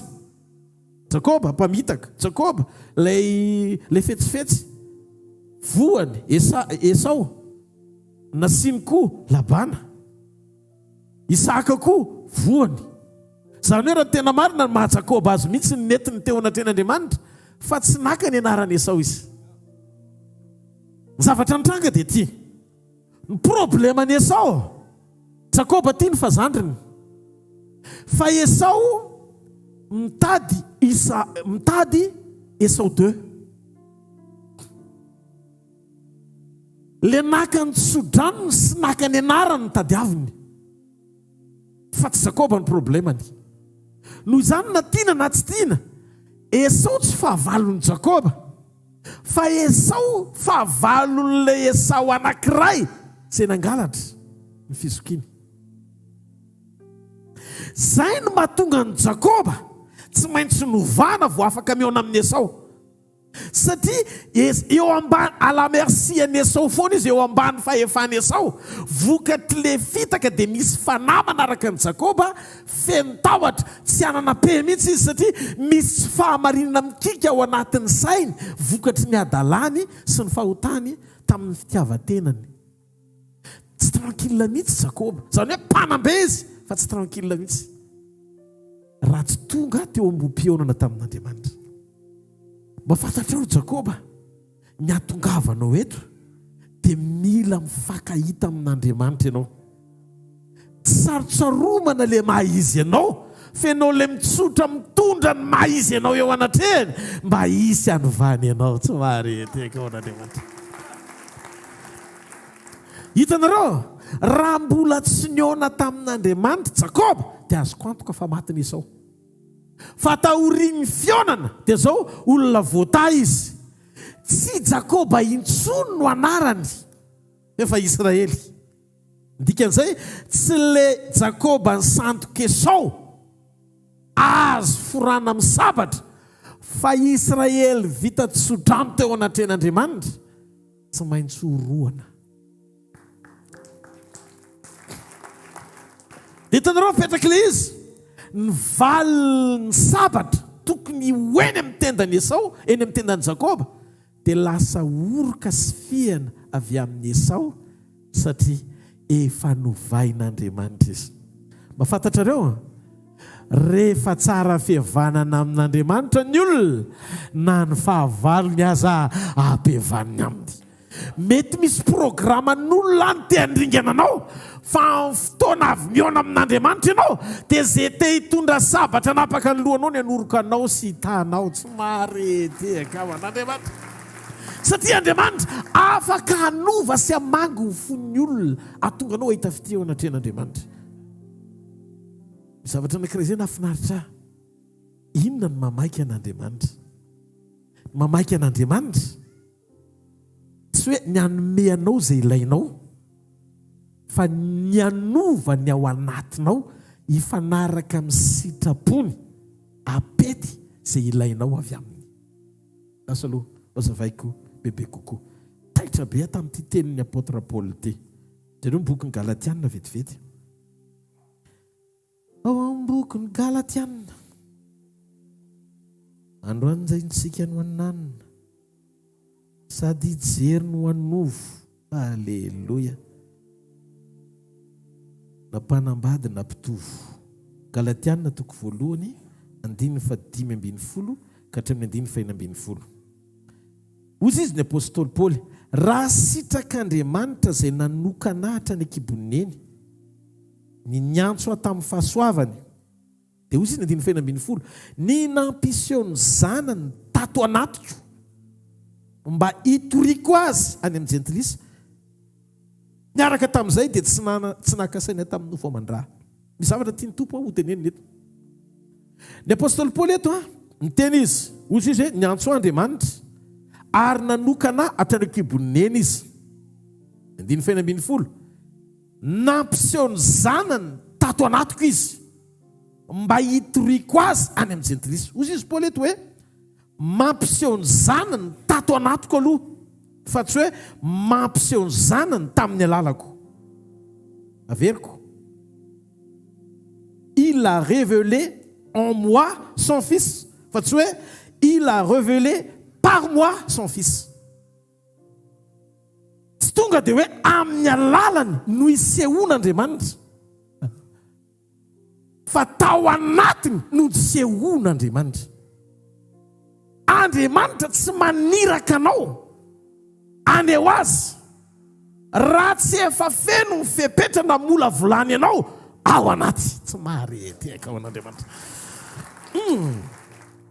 Ny apôstôly Paoly milaza, alohan'ny nisehoany amin'ny alalako dia miasa ato anatiko izy aloha. Tsy azo antoka ny fanirahan'Andriamanitra anao raha tsy nanaiky esan'Andriamanitra aloha ianao. Ozy Andriamanitra tamin'ny Paoly, Paoly, ianao dia nambara sy aneho ny zanako ozy izy Andriamanitra eny amin'izao tontolo izao sy any amin'ny jentilisa. Fa melohan'izany fotoan'izany dia ozy izy Andriamanitra taminy hoe asehoko ao anatinao aloha Jesosy Kristy, asehoko ao anatinao vao maniraka anao amin'izay. Tsy afaka ampiasa malalaka anao ozy Andriamanitra raha tsy efa avy niasa anovany ao anatinao. Mba fantatrareo, izany no mahatonga an'Andriamanitra niona tamin'ny Jakoba dia niteny hoe ny mamaika tsy hoe ianao tahina mihoatra, tsy hoe ianao anana izay ilainao mihoatra noho izay efa nafafinao tany amin'ny Esau. Tsy ny ampitombo sy ampanantenanao ny prospérité matérielle na fanambiana raha matérielle, fa ny atongavako ny fiainanao maika ny anova ny ao anatinao. O Israely, misy lanja mifatakarina tiako isokafa no omponao, alalanao ny filazantsara marina amin'ny fotoana atongavan'Andriamanitra manotrona anao. Ny fanotronan'Andriamanitra tsy maiky ny rentirenty ety ivelany ampiavaka anao amin'ilay mahasipotra anao sy ilay filana tena mamaky anao ireny. Fa ny mamaky an'Andriamanitra ny asa ao anatinao, anovanao isan'ny olona mendrika azo irahana. Zavatra hitranga mantsy amin'ny fotoana ny ran'Andriamanitra anao dia ampiaiky an'izao tontolo izao fa tena Andriamanitra ny miaraka aminao. noho izany raha tsy mitandrintsika dia bovily ao anaty fampianaran-diso ny olona hitaratr'olona fa tsy ahita an'Andriamanitra. Izay no mahatonga ny olona volavolaina mba afaka aneo an'Andriamanitra fa tsy aneo ny tenany amin'ny alalan'Andriamanitra. Marety ao an'Andriamanitra. Ny fanompona tsy fanehoana fa mahavita zavatra isika. Fa fanekena ao anaty fanetretena fa Andriamanitra goavana no miaraka amintsika. Amin'izao dia betsaka isika ny eo amin'ny toerana mbola ao anaty fanamboarana io. Ny antony dia tsotra. Misy Andriamanitra efa maiky. Tsy eny amin'Andriamanitra ny olana. Andriamanitra efa maiky. Te iseho amin'ny alalanao. Te hampiasanao izy. Te haniraka anao izy. Te hiara-miasa aminao izy. Mampiasa olona Andriamanitra. Tsy laviko izany. Fa ny problema an'Andriamanitra amin'izao. Betsaka ny olona taraiky eo ampanefena.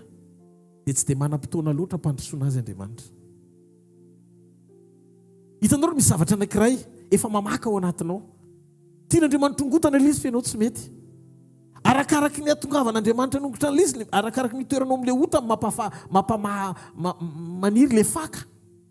Dia rehefa avy eo maharitra ny toeranao eo, tsy hitan'Andriamanitra intsony ny nongotana ilay izy vetivety. Tsy vokotra vetivety ilay izy fa mamaka ny dikany hoe mamaka mamikotra ny dikany. Ny fifikirana ao anaty ota dia mahela ny opération mpampitomboana tian'Andriamanitra hitondrananao any amin'ny dingana tsara lavitra. Fa amin'ity takarivo ity ao anatin'izao teny izao, mahita ny tenin'Andriamanitra miasa mahery ao anatinareo. Ahafahany sitrapon'Andriamanitra ampijoronareo any amin'ny programa teny ilanainareo. Fa rehetra izany nosehon'Andriamanitra tamin'ny Jakoba, ohatr'izay koa nandrahana amin'ny Paoly, tsy ambakan'izay ary tsy latsak'izay koa nijoroany eo amin'ny fiainanao. Aleloia. Somary tehaka ao an'Andriamanitra. Ndao ny antsika hijery olona anankiray tena atao hoe olona araka ny fon'Andriamanitra. Olom-ba ositra 17 ans izy nosoran'Andriamanitra. Kanefa 30 taona izy vao tonga teo amin'ny tronina. Davida no anarany. Misy io indray ilay 13. Misy 13 taona be izao nanolavolàn'Andriamanitra azy sy ny fony ho tonga olona mendrika indray fanjakana. Davida no anarany. Sainy fa tamin'ny 17 taona Samuela nilaza fa efa sitraky Jehovah ny hanolotra anao ny fanjakana Israely. Raha ny tokony izy ny ampitsony izy tonga dia niditra tao amin'ny palais. Amin'ny fomba tsy takatry ny saina, iny tokoa fa niditra tao amin'ny palais izy ny ampitsony. Non. Ny andro 13 taona be izao amolavolàn'Andriamanitra azy. Tonga eo amin'ilay maturité na ilay fahamatorana takiana ananana mba ahafahany fanapahan'Andriamanitra hanjaka eo amin'ny fahefana Israely. Eny tsara ve tsika? Nahoana moa? Tsy tonga dia tafiditra Davida. Manino izy tsy tonga dia ny ampitson'iny namen'Andriamanitra n'ilay fahefana. Ny andro 13 taona. Manino Mosesy mandritry ny 70 taona tonga tao Egypte. Fahazazany ka hatramin'ny 70 taonany. 70 taona izany fa lehilahy lehibe. Zanaka ny anabavo farao tao izy natsangany tao. Tsy Egyptiana nefa izy fa jiosy. Nitoetra tao an-trano izy, natsangany farao izy. Avy eo ny Andriamanitra nitondra azy 70 taona, izany hoe nitovy ny fotoana nitondrana azy tao Egypte sy ny fotoana nanefena azy tany anefitra. Nanomana azy Andriamanitra nitry ny 70 taona. Mba ahafahany miatrika ny 70 taona manaraka. Izany hoe nisy etapy ny 70 taona intelo teo amin'ny fiainany. Feno 20 taona soamatsara izy vao nalain'Andriamanitra. Navelan'Andriamanitra ny ofana mahatry Moïse mba ahafahany nitondra ny zanak'Israely mivoaka avy tao Egypte. Tao amin'ny tany nanandevozana azy. Ho any amin'ny tany Kanana. Jerentsika Josefa 17 taona. 17 taona Josefa nahita nofo voalohany. Eo mpanapaka tao an-tranony ray ny tantara anonseho. Fa 30 taona ihany koa izy vao tonga tany anjara voatendriny. Tao Egypte ho mpanapaka. Sy vice premier ministre teo ambany fahefany, premier ministre teo ambany fahefan'ny mpanjaka Farao. Avy eo tonga ny rahalany ny akohaka tsy nahalala azy akory. Ny fataterany teny fikasana tsy natao amin'ny fiainan'ny olona tsy vita fanefena. Zany mahatonga ny toe-pony vao vita ilay fanefena na azy nanao tsinitsinina azy vita mamela elokasy satria nahoana voasedra izy. Mahatonga ny fonao tsy mahay mamela. Mahatonga ny fonao tsy mahay mity. Dia satria mbola misy dingana tokony lalovanao vao teo amin'ny toerana io ianao. Fa ny toerana misy anao tsy niomananao dia manimba amin'ny fiainam-pananao. Zay mahatonga ny tompo manomana anao aloha vao mametraka anao any amin'izay dingana tiany hitondrananao. Satria fantatr'Andriamanitra fa izy zavatra goavana tian'Andriamanitra ho atao eto ambony tany amin'ny alalan'ny fisianao io. Ary za te hanokatra ny fosiny saina mampananao. Raha tianao Andriamanitra ho tamana hisetrasetra aneo ny fahalebiazana amin'ny fiainanao, amboary itoepo io. Aoko faty amin'ny nofy ianao mba hahatonga ny fanan'Andriamanitra ho velo. Alleluia! Aoko faty ny freriana eo amin'ny nofo. Fiheveran-teny ho zavatra. Raha mbola tsy zakanao no ampiasain'Andriamanitra dia tsy omen'Andriamanitra anao mihitsy zany. Zavatra kely tsisy dikany ary dia tsy zakanao. Efa mahatonga anao milaza fa ianao no atao hoe bobo ny fanampina anarany. Dia mpiana kely radanja fotsiny eo akaiky iny. Zany hoe sady mavitrika no mahavita dia tsisy ohatranao mihitsy. Efa elany na inokan'ny ray nyambo hoe tonga lavitra fa kankana ihany ny farany. Dia teny androany hariva mijoroenao amin'ny fanetretena. Fataro izay ilan'Andriamanitra anao dia mandehana amin'izany fa hitanao Andriamanitra. Ahita zavatra be dia be anao. Misy zavatra maro be tsy voatery ho takatra ao amam-bavaka fa asehon'Andriamanitra fotsiny amin'izao. Satria nahoana olona mety aminy ianao. Zay ny ilay fanotronany. Matetika tsika tia miprovoke zavatra. Provokeko ny ohatr'izao. Provokeko amin'ny anaran'i Jesosy. Deklareko, dekreteko. Avy eo parleko mihitsy. Tianao miprovoke zavatra. Manamarina anao Andriamanitra amin'ilay fatrany finoana anatenanao azy. Fa tsy midika hoe makasitraka anao Andriamanitra amin'izay vokatra omeny anao.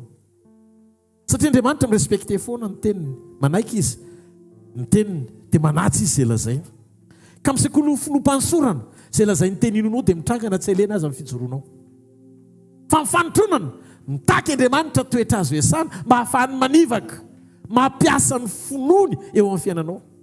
Zay vao aktive le vokatra tsy takatry ny finoanao nefa asehon'Andriamanitra mihoatra amin'izay valiny tsy hainao angatana na heverina. Volaza ny Efesana 2:20. Androany hariva tia naitranao aho, tia notrona anao Andriamanitra. Hitan'Andriamanitra mifonosy ny fandrosoanao. Tsy tonga izy hanameloka anao, tonga izy hanangana anao. Tonga teo amin'ny Jakoby izy fantany nefa Jakoby io. Fantany hoe olona faran'izay fetsy. Fa tsora. Fosy izy Andriamanitra. Izy ny anaranao. Dia tsy fantatry hoe izy ara miteny tamin'ny zano Andriamanitra Jakoba. Fantany tsara ny anaranao Jakoba fa izy ny anaranao. Ohatrany hoe mila voatsiaza ny Andriamanitra. Fa zao tia nitsotro raha namana. Satria nisy tantara teo aloha rehefa nisy nanontany dia aingany ery izy ny teny hoe Esau aho. Fa rehefa niteny Andriamanitra izy ianao teny amin'izay Jakoba, Jakoba no anarako. Ozy Andriamanitra. Miaiky amin'izay mpampisoloky, mangalatra, mpandainga, mpamitaka, mpakantsy azy. Teo izy Andriamanitra hoe vaina amin'izay ianao. Satria ianao no mitsotra tamiko hoe zay le izy. Teo izy Andriamanitra hoe za koa hitsotra aminao hoe zao no ataoko. Androany hariva raha misy olona eto mitsotra hoe zao mihitsy Andriamanitra, dia androany hariva ihany Andriamanitra dia teny aminao hoe zao le ho ataoko aminao. Andriamanitra mitady olona tsotra miaraka aminy. Amen. Andriamanitra efa niteny fa za ozy izy anao zavatra ngeza be ho fiainan'i Josefa. Irina kely eny amin'ny Josefa tsika. Ary io zavatra ngeza be tian'Andriamanitra tamin'i Josefa io nasehany tamin'i Josefa. Fa vao maika na ilikiny rahalahana izy. Da tsy mpitany andavaka, na varotra ho andevo. Tonga mpanompo tao amin'ny Potifara. Nendrikendrena tonga tany am-ponja. Ohatrany hoe nenirorona zany ny fiainany. Ohatrany hoe miaraka amin'Andriamanitra koa veranga miaka-midina. Tsia. Fosy izy Andriamanitra tsy voatery le lalany hitany masonao no amaritana ny fiafaranao. Fa misy dingana hita rafako ny ao anatinao, halalako hoe mety amiko ianao. Fa amin'ny fotoana iseho ny vokatra izay nanipy anao tao am-davaka ny akohako aminao any anaty palais. Tsy tanjona ny ankofanao anaty palais fa vokatry ny toepo dia tsy maintsy mandalo an'izay sazy zay zay nanaiko fantsona anilika anao. Tsy anao mitondra mbavaka an'izany fa ianao tsara fanabe. Zany natonga ny David Josoa ny teny hoe hozy Josefa hoe nareo ny saina nisy ratsy hafa Andriamanitra namadika an'izany osoa dia ohatry mahavariana izany. Teny fikasana mipoapoaka be fa mahavariana. Andriamanitra mialohan'ny anehoany ianao izay nanomaniny ianao amin'ilay teny fikasana sy zavatra mpanaoviny. Andriamanitra tsy hoe manomana teny fikasana tsara ho anao fotsiny, fa mila fantatrao ihany koa fa ianao mihitsy no manin'Andriamanitra ho an'ny teny fikasana. Raha hoentiny fikasana ho anao dia ianao indray no maniny ho an'izay teny fikasana izay mba hisy anatanterahany azy. Faingana ny tsy fahatombanany fiomananao tsara dia mety hanimba ny hafa raha toa ka amela ny hafa ianao dia lasa mpamono indray. Ny antony dia tsotra, mila Andriamanitra mijery sy manefy antsika mba ho tanteraka amin'reto dingany reto. Voalohany ny mijery izy ny fatra ny fitiavanao azy, mampiombona fity ny zavatra mahafilalovana nahitanao fandresena tamin'ny fiarahanao tamin'Andriamanitra, mampijoranao mipahatokiana ny fahafantaranao ny sitrapon'Andriamanitra sy ny fomba fiasan'Andriamanitra amin'ny fampandresena anao anaty ady sarotra. Noho izany raiso ny lalam-pitomboana izay sedra lalovana, raiso hanomezana voninahitra an'Andriamanitra lalatsarotra hatrehanao sy fanoherana hatrehanao, ahitanao ny dingan'ny voninahiny bebe kokoa isiraketanao fo aminy. Zay ilay lazaiko tamintsika nandritry ny roa Zomà zay hoe inona ny nasamihafa ny Jodasy apôstôly Matianina sy Maria Magdalena mpivary tenany akohaka teo tongotra Jesosy na mahafa ny tongony tamin'ny volondohany. Ny zavatra lalovan'ny Maria tsy lalovan'ny Jodasy.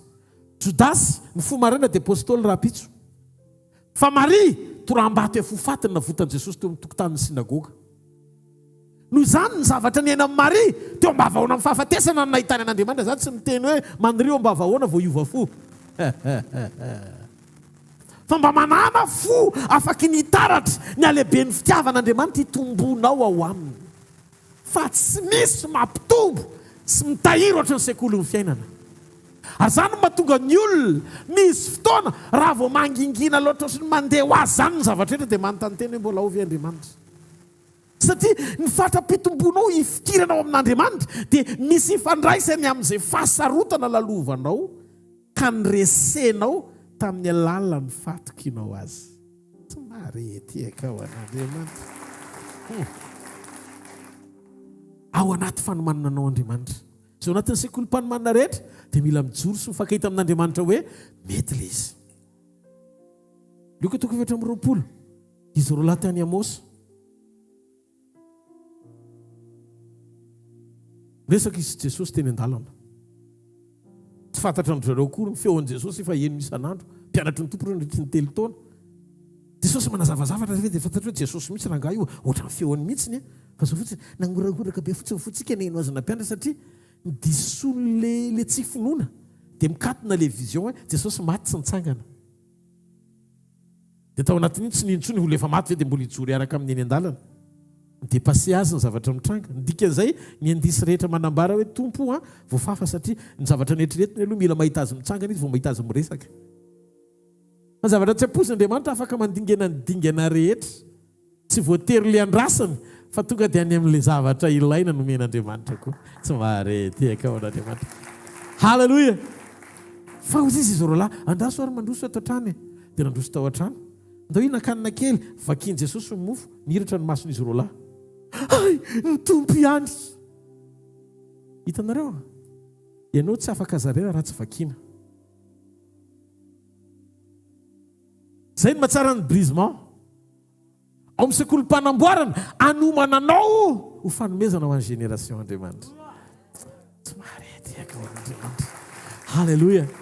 Raiso le fanefena ao anatin'le brisement mba hahafahanao mitombo miaraka amin'Andriamanitra. Misy olona eto mampitombo anao fangian'Andriamanitra. Andriamanitra man tsy tiantsika ho zaza maroro ka ho fanjakany. tsy zaza maroroka ny ilain'Andriamanitra fa kely antitra. Halleluja. Kely antitra ny ilain'Andriamanitra. Ny fatakaranao mihoatra no fatakaran'ny olona matsiro. Satria anao tsy mandeha tsony amin'ny intelligence n'olombelona tsotra fa novaina ny ao anatinao anna fahatsoloana mihoatra ara-panahy. Rehefa manana fahatsoloana mihoatra ara-panahy ianao dia mahita ny zavatra rehetra amin'ny fomba fahitan'Andriamanitra azy. Zay no mahatsara ny sekoly ny communion. Misy zavatra ne mampiavaka anao ao anaty. Misy zavatra mampiavaka anao ao anaty. Ny ao anatinao goavana lavitra noho ny adversaire ny ivelany. Fa masonao mila mahiratra fotsiny mifankahita amin'ilay fahalebiazana ataon'Andriamanitra ao anatinao. Kristy ao anatinao fanantenana ny voninahitra. Ianao afaka manantena ny fisehon'ny voninahitran'Andriamanitra amin'ny fotoana rehetra. Ary mananantoka rehefa mifankahita amin'ny fahalebiazana fa zay lalovanao dia kely lavitra noho ny hery izay miasa ao anatinao hampandresy anao. Dia ho marina ny Jaona voalohany toko 7:4 fa tsy irahiran'ny olona tsy mitombo reny. Hoe lehibe izay ao anatinao noho izay misy amin'izao tontolo izao satria naterak'Andriamanitra ianao. Rehefa manaiky ianao no vakiana voazo zaraina. Tsy afaka sony hafa amin'ny fiainanao raha tsy manaiky ho vakiana ianao. Manaiky ho volavolaina eo an-tanany. Maro amintsika izao ny ao anatin'io fazy io. Goavana loatra ilay izy satria manana antom-pisiana ngeza be koa tsika ao ambadik'ilay izy. Ka ny fanamboarana antsika dia tadidio eo ilay fahasarotana no mitranga fa ny fanatanterana ny teny fikasana vetivety. Matetika misy toetra na fanao sakana mila esorona fa tsy mahasoa eo amin'ny fiainanao fantatrao ilay izy. Fa hitanao rehefa fantatrao izay dia anao tsy mety miala amin'ilay izy dia izay no mahataraka an'ilay izy. Tsy avy amin'Andriamanitra ilay izy fa tianao hamakahatra ny fakan'io kopa eo dia mbola tsy lasa lavitra ilay izy. Atonga anao azon'Andriamanitra hoentina ny amin'ny dingana manaraka tsy maharety ao an'Andriamanitra. Miandry fotoana lavo zao, mangatam-potoana lavo zao. Zany no mahataraka an'ilay izy ohatra modimody miaina amin'ny fahasoavana sy famindram-po zany nefa mampandefitra an'Andriamanitra faran'izay zokiny. Rehefa afaka eo ianao dia azo entin'Andriamanitra mitrifana. Tsy possible mihitsy ny andeha lavitra ny fiara mipatinina ao anaty fotaka. Tsy maintsy esorina tao aloha izy. Tsy afaka mandeha ny anaty rally zany. Fotoantsika toy ny mahatsiaro zany hoe tena ohatry ny very azy zany Davida koa ohatry zany tao olo mbo ositra be iny. Olo mbo ositra be iny na tsy ary tena hoe very azy zany ozy izy. Ohatry no fatiny reto Filistiny reto. Dia inona nataony rehefa avy eo nanao adaladala izy tany amin'ny Filistiny ohatry ny hoe olona verisaina. Dia ozy izy amin'ny Filistiny hoe io fa verisaina ilay namono an'i Goliata. Dia tsisy naninona izy. Olo mbo ositra lasa misarigaigy. Vokatry ny ataka mafy be dia ohatry ny hoe zao ve ny olo mbo ositra Jehovah raha jerenao. Fa ao anatin'iny misy zavatra amboarin'Andriamanitra ao anatin'ny Davida. Misy lalina tsy voatery hainao hazavaina fa Andriamanitra miasa ao anatin'iny. Alleluia. Nisy fotoana izy niteny ho fatiny sôly amin'izay aho izy. Zay vao vita ny amiko. Fa zao toetra mahatoky teny foana izy. Le onction nomen'Andriamanitra azy dia nanampy azy tao anaty ady mba hamaky an'ilay aizina eo amin'ilay fahazavan'Andriamanitra. Misy fotoana ny ohatrany hoe tsy andeha zany ny zavatra rehetra. Ary mila fantatro koa fa ny korosamakao mazava. Andriamanitra dia mazava, tsy misy aizina ho aminy. Jaona voalohany toko voalohany 1:5. Andriamanitra dia mazava izy dia tsy misy aizina ho aminy. Fa tiako fantatrao fa Andriamanitra koa dia misy aizina manodidina azy. Salamo 7:7. Salamo 7:7. Ny 2 amin'ny anaran'i Jesosy. Rahona sy aizi-pito no manodidina azy, fahamarina sy fitsarana ny fanorena ny seza fiandrianany. Andriamanitra tsisy aizina ho aminy fa izy ny fahazavana. Fa manodidina azy misy aizina. Dia raha miteny anao zany izy hoe makanesa ty lavany indro ny tanan'i Jehovah tsy fofa mahavonjy. Hosorana ianao any ambadiky ny aizina. Fa manantona azy mamaky aizina. Ny antony anosorany ianao fantany fa isy aizina ho vakianao alohany ny atongavanao eo aminy. Dia ahoana miseho ilay izy? le onction no mahatonga anao mirésiste ao anatin'ny aizina. Tafajorana ohatra ny lalan'i Davida. Fa rehefa tonga eo amin'ny mazava ianao tsisy ninina azo atao tsony. Satria nahoana rehefa tonga eo amin'ny mazava ianao ho troniny amin'izay. Alleluia. Rehefa Andriamanitra miteny hoe makanesa ty amiko tsisy sakana ny dikany. Efa voakajy ny daholo ny zavatra rehetra. Fa manina Andriamanitra miteny hoe ozy izy hoe aza mataotry ny olona fakapanahy ozy izy na fizantoetra. Fa tsisy fizantoetra na fakapanahy mahazo ny olona zany ka tsy efa nataon'Andriamanitra ho zakany. Fa raha ny amin'io fa misy lalany ivoahany. Zany hoe alohan'ny atrehanao ady dia efa nilanjain'Andriamanitra le ady hoe tia zakany tia zakany ihany. Ky zavatra lalovanao io matomtranga zakanao io fa aza mangovotra zany ianao. Ny olona sa manana ampoany. Dia aza miteny ny enianina ma efa nafany anahy tena mavesatra mihitsy fa raha mijery ny enianina ianao mavesatra kokoa noho ny ianao. Halleluja. Satria nitondrananao tsy hitondrana ny hafa. Izany mijoro tsara fa misy lalana homanin'Andriamanitra ao ary ny fiafaran'ilay izy fandresena, voninahitra, fahatsarana, fahalebiazana. Halleluja. Ary rehefa tafavoaka eo ianao dia hoentin'Andriamanitra ho tadiavina amin'ilay mampiavaka anao satria vita sedra tao amin'ilay nilany ianao tsy mareteka ho an'Andriamanitra. Noho izany mila mandroso ianao ny zavatra nahavariana dia izao. Ny atody akoho dia ny foronina sy ny volavolaina tao akibon'ilay akoho mba hisy akorany. Tsy rehefa mivoaka ilay dia tratra ny rivotra vao nisy akorany. Fa tao akibon'ilay akoho tao nefa nisy akorany. Fa amin'ny voalohany izy mbola tsisy akorany. Dia rehefa mivoaka ilay atody akoho dia izao misy akorany. Raha tsy kapoana somary mafimafy kely iny nefa dia tsy vaky. Fa izao fipetraka ilay izy. Ny mahavariana dia izao velona ao anaty akorany tsisy mpamana sakafo avy ety ivelany ilay akoho ao anatiny. Fony izy mbola tamenany tsy tapotsiny ao anaty fitombona. Efa nisy fitombona tao amboaka mandra-pahatonga ny akorany. Fa rehefa tafavoaka izy dia voalaza manam-pahaizana fa kotrehana mandritry ny 220 andro vao fohy. Ao vetsika. Dia mahavariana mihitsy koa fa ny jeûne et prière ny Daniel 220 andro koa. Zany ohatry ny akorany, ohatry ny akoho atody mivoaka dia nafanaina vao tonga zanany ao anatiny 220 andro. Hitanareo, misy faharetana sy famolavolana vao homana. Raha mifanahinao no mahatonga anao mahita an'ilay atody hoe mijaly ty akoho ty efa 4 andro zay fa aloha tena vakina mihitsy mba hisy rivotriditra varavakeliny. Dia tsy tonga koa izy fa omelette na œuf sur plat ny anjara voatendriny. Miara-manaiky an'izany tsika. Zany hoe raha ianao no mamaky azy avy ety ivelany dia fahafatesana no mitranga. Fa raha avy ao anatiny no mamaky an'ilay izy mivoaka fiainana no miseho. Hitanareo amin'izay ny fiainana tsy avy any ivelany ampidirina fa avy ao anaty avoaka. Zay no mahatonga n'Andriamanitra manovana ao anaty mba hampisy fiainana amin'ny manodidina anao.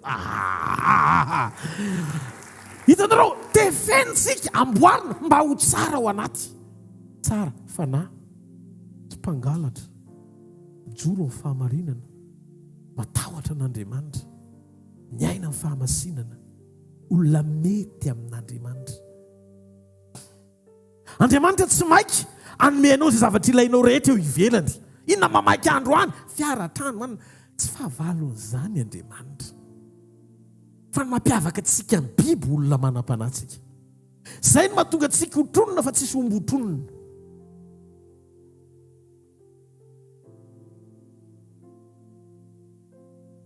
Halleluja. Ianao no tronon'Andriamanitra. Ho tronona ianao satria manana an'ilay faty efa nomeny ao anatinao afaka hiaino azy. Halleluja. Afaka hita azy, afaka ny hotariany, ary afaka ny hotefeny ihany koa. Halleluja. Mila manana faharetana isika. Mila manana inona hoe tsika? Andriamanitra tena mahagaga mihitsy. Rehefa mandingitsika manomana ny atody izy ho akoho kely, feno tao amboaka ny akorany. feno fepetra tao anatin'le akorany mahakokely azy fa mila fitombona le izy mivoaka aloha kotrehana raiky amin'ny 20 andro zay voafoy zany hoe fiainam-bavaka koa zany dia ilaina ianao mandroso anatin'ny fiainam-bavaka mety mifadianina mikotroka ianao zany anaty fifadikanina sy vavaka mba hahatonga anao ho teraka eo amin'ny lehilan'Andriamanitra anao koa ary ny fivoahanao tsy fanahiana olombelona tsisy sakafo avy ety ivelany miditra ao anatin'le atody tsy arakaraky ny amanana ny reniny ny tombon'ny hafanana ikotrehany anao ao dia mahatonga le tsisy idirany fa zao rehefa manamasaka atsika Andriamanitra dia ao anaty hafanana foana koa mila mafana ianao manompo an'Andriamanitra mafana mamaky tenin'Andriamanitra mafana anaty fifadikanina sy vavaka mafana anaty communion tsy marety aika ao an'Andriamanitra raha te ho foy aingana amen raha te hivoaka ao anatin'le akorany tiako tenenina midika fa ny fananantsika fiomanana tsara dia ampy rehefa feno ny fepetra takian'Andriamanitra amintsika ma ao anaty nyzay lalana tiany amohanantsika atsika amin'izay raha feno fanahiny ianao dia tadidio lasa mpamaky atody fotsiny manimba anjara voatendry fa raha manam-paharetana ianao dia akoho kely tsy lamokany fa le maky akorany ary tsy maintsy hivoaka ao alleloia ary zay fatsoloana raha-panahy zay natonga ny Jakoba tafavoaka toy izy Andriamanitra hoe Jakoba tiako malgré amin'ny mahadaladala azy toy izy Andriamanitra hoe ty mame zavatra raha-panahy be fatsoloana be le zalahy ty izy Andriamanitra ty zavatra raha-panahy izy tsy voafita teo ny materiel zany izy nynina ilain'Andriamanitra dia lasy Jakoba hay izy mila nena le fisokina zao ny tena iriko mihitsy le fisokina dia be amin'izao manao amin'ny principe-ny Jakoba azahoana zavatra nefa tsy fantany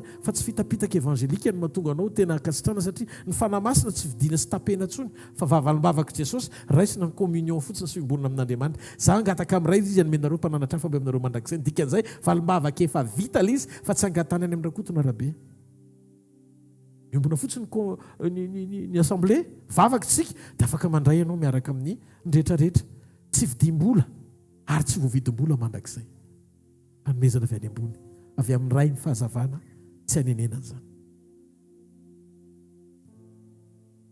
karaha mametraka ray avy ao anatinao Andriamanitra dia mila manana persévérance ianao ao izy ro lahy teo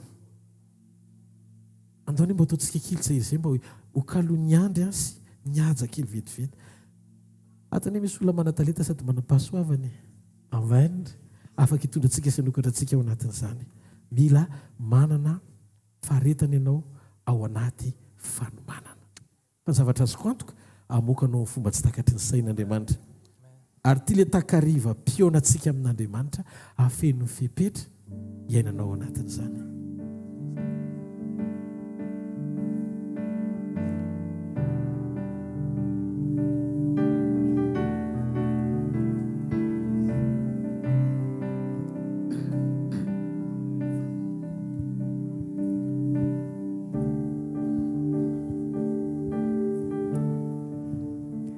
Si Dieu a mis un rêve dans ton cœur,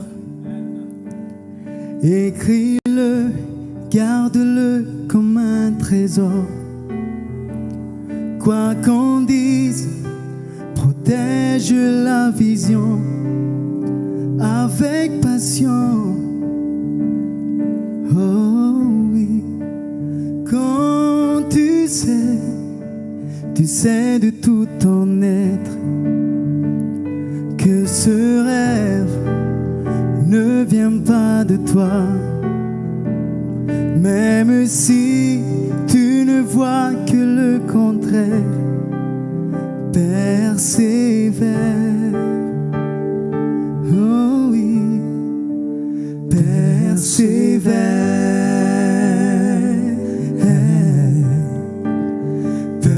Persévère,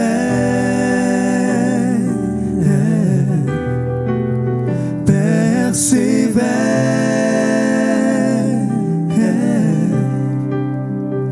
persévère,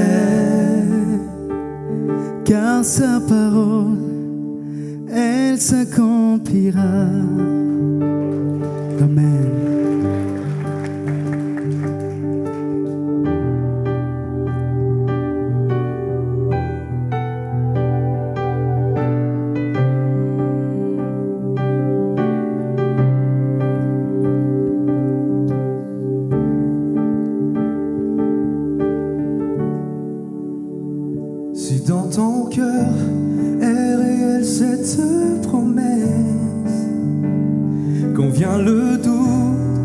Lève-toi et confesse que Dieu est vrai et que sa parole demeure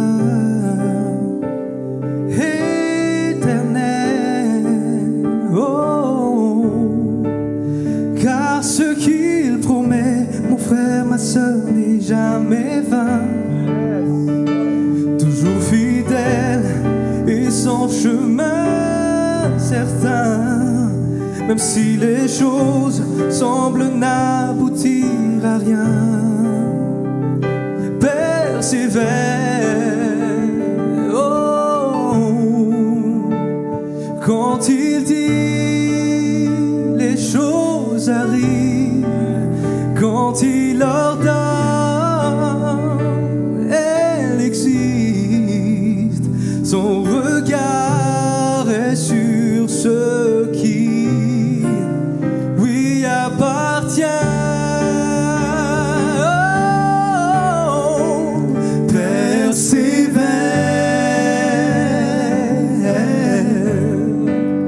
persévère, persévère,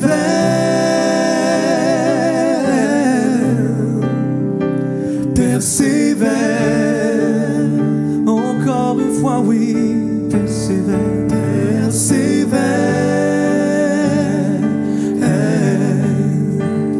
persévère,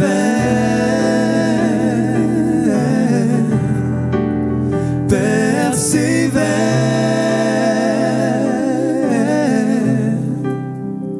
persévère, car sa parole, elle s'accomplira. Alléluia. Dontsika horakoraka mafy be ho an'Andriamanitra. Raha misy anankiray mahatoky amin'ny teniny dia Jesosy. Mety tsy takatry ny sainao fa goavana loatra ny zavatra nyteneniny, relaxa fotsiny ianao. Ombadiky ny zavatra teneniny efa mitsinjo lavitra izy atateraka an'izay lazainy. Mahatoky Andriamanitra androany hariva. Dontsika ity tanana mafy be ho an'ny Tompo anday ny filazana vetivety sika sy anao fanatitra ho an'ny Tompo aorian'izay za misy mihetsika fa hivavaka sika aorianan'izay.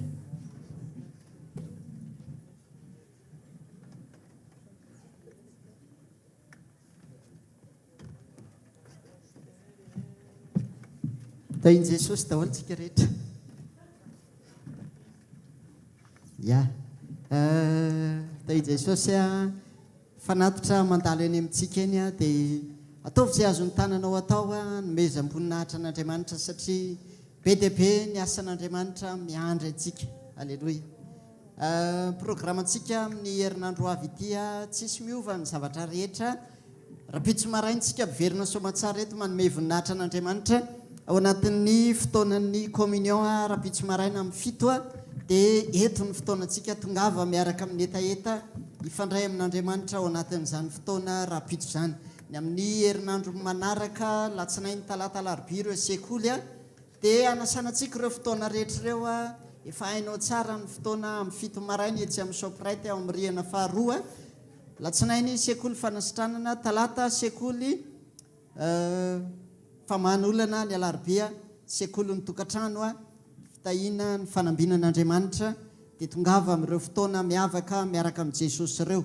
Ny somatsika verina somatsara ety any amin'ny efatra tolakandro miatrika indray ny fotoanan'ny fanotronana an'Andriamanitra eto amin'ity toerana ity. Ankoatran'izay moa efa fantatritsika ny programa amin'ny herinandro iny manana programa tsara be famonjem-panatsika amin'ny sabotsy 8 sy ny lahady 9 oktobra ho avy izao, izany hoe amin'ny herin'ny rapitso fotoana io teneny koa dia any Analavory rally de miracle miaraka amin'ny Jesosy tsika rehetra no asaina ao anatin'izany fotoana izany ary fotoana miavaka koa io satria miaraka amintsika ao anatin'ny fotoana io pasteur Joseph Dafy ao anatin'ny animation amin'ny fideranan'Andriamanitra.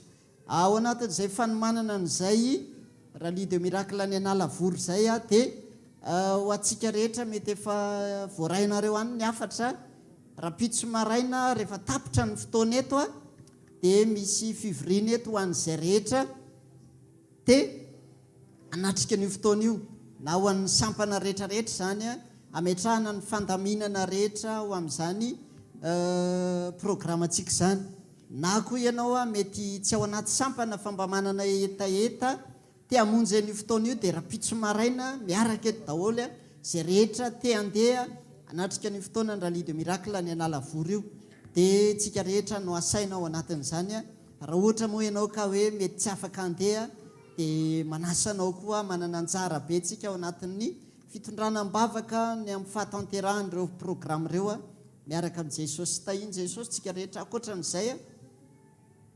akoatran'izay a anasanatsika koa satria misy fotoana am'lado zao izy mahafantatra izany ao amin'ny palais des sports pasteur Joseph Daf manasatsika ao anatin'ny misy fotoam-piderana ho tanterahana ao amin'ny palais des sports am'lady ariva raha mety mbola tsy nahafantatra n'izany ianao dia asaina koa ho avy ao anatin'izany fotoana izany tahiny jesosy tsika rehetra alleloia manasanao hitsakanary ijiro tananao dia dao hivavaka ao amin'ny fanatritsika ray masina amin'ny anaran'i jesosy a misaotra mankasitraka ny amin'ny fitiavanao sy ny famindraponao a dia misaotra ny amin'ny fafana mijoro mitondra ny fanatitra eto anatrehanao androany misaotra anao satria ianao no nita ary ianao no nanambona ny tsirairay avy ary mitondra ny fanatitra izay eto anatrehanao ao ireo mitondra ny ampahafolo-karena ny sakrifisy ny fanatitra amin'ity androany ity ray amin'ny anaran'i jesosy mba ho ankasitrahany izany ho voninahitry ny anaranao ary dia anao koa ny tany mpamafy rehetra ho an'ny fanjakanao misaotra ny amin'ny fafana mijoro ary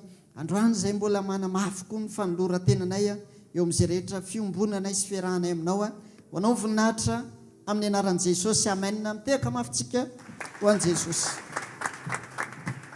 alleloia ndao mosina tehaka mafy ho an'andriamanitra zanak' ziona rehetra dia manatanjona ho ao amin'ny lapany ndray daholo tsika rehetrarehetrareto a ndray androany hitanjy zotra hoentin'le tohatra miakatra fa tsy le entin'le tohatra miembotra na midina satria andrositsika amen atsangany hoe ntanazay olona vonina tena androso miaraka amin'i jesosy dia hafa mafy be ho an'andriamanitra za mahita fa tsisy raha raka eny an-dalana zany na ray ara-amen ofafany amin'ny lanitra ny tanao dia misoran'andriamanitra makasitraka anao zay ray androany tamin'ny fotoana tamin'ny teny a manaitra anay amin'ny ara-panafonatra ny hatrany mampianaranay tsy akalana izanizy zany ataovy tena tsapanay mihitsy eo anatin'ny fonay hoe olona libre zay tsy voakejana inoninona tsy zavatra eto tany a amatotra ny fonay na matotra ny sainay tsy fakahita amin'ny fahatsaranao zany mila anao zay jesosy ny rehetra teny ilainay eo amin'ny fiainana dia ianao rery ny fahafenony zay rehetra ilainay dia ianao okandroany tsy raha avy zay tongeto anapahatsapana satria ao anatin'ny herinandrom-panomanana koa tsika amin'ity herinandro ity ny fanamasina dia miasa mahery eo amin'ny fiainantsika minoa ianao hanomboka androany fandriamanitra hiditra tsehitra ikarakara ny fiainanao nininy ilayntsika eo amin'ny ara-panahy dia efa niteny andriamanitra teo ny asoatsika manaiky ho volavolaintsika ho tanteraka amin'ny antom-pisiny ilany atsika zany mahatonga ny tompo mamboatra atsika miala ny fahazaran-dratsy aza mitoetra amin'izay zavatra fantatreo fa tsy akasitran'andriamanitra mbola izirizirinao fa mampahela ny fotoam-panomanana anao zany ho any amin'ny toera-pampandrosoana tian'andriamanitra hitondrananao manaraka ny fanapaha-kevitra tonga anao goavana dia tadidio andriamanitra efa misisika anatanteraka le satria lehibe zay ao anatinao fa ianao variana mitoetra eo amin'ny nofo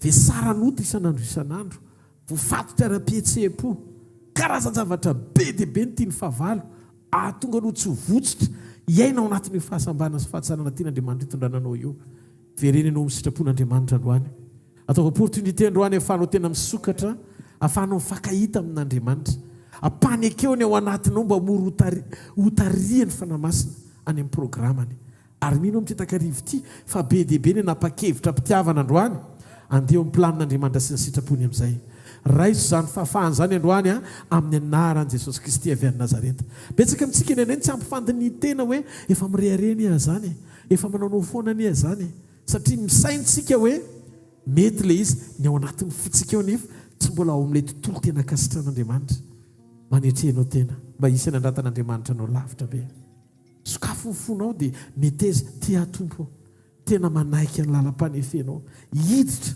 ao anatin'izany atao hoe fiainana feno fanetreteny zany manaiky impiry zao ianao mba nandefitra tamin'ny hafa isaky misy zavatra tsy zaka ianao tsy maintsy manao réaction foana impiry ianao mba nanomboka tena nangina amin'ny fotoana tokony hitabatabana mba misy antony ve ny sekoly misy antony ve ny fiatraika ny teny isaky ny zomasy ny sabotsy eto impiry ianao nahavita ny joro niaraka amin'ny fanatrehan'Andriamanitra nandahota joro vavolombelo ny teny fiainana tena ny laza tao anatin'ny fofa ianao Andriamanitra no ekeko fa ny zavatra hafa rehetra ho ampandeferiko rehefa tsy sitraponao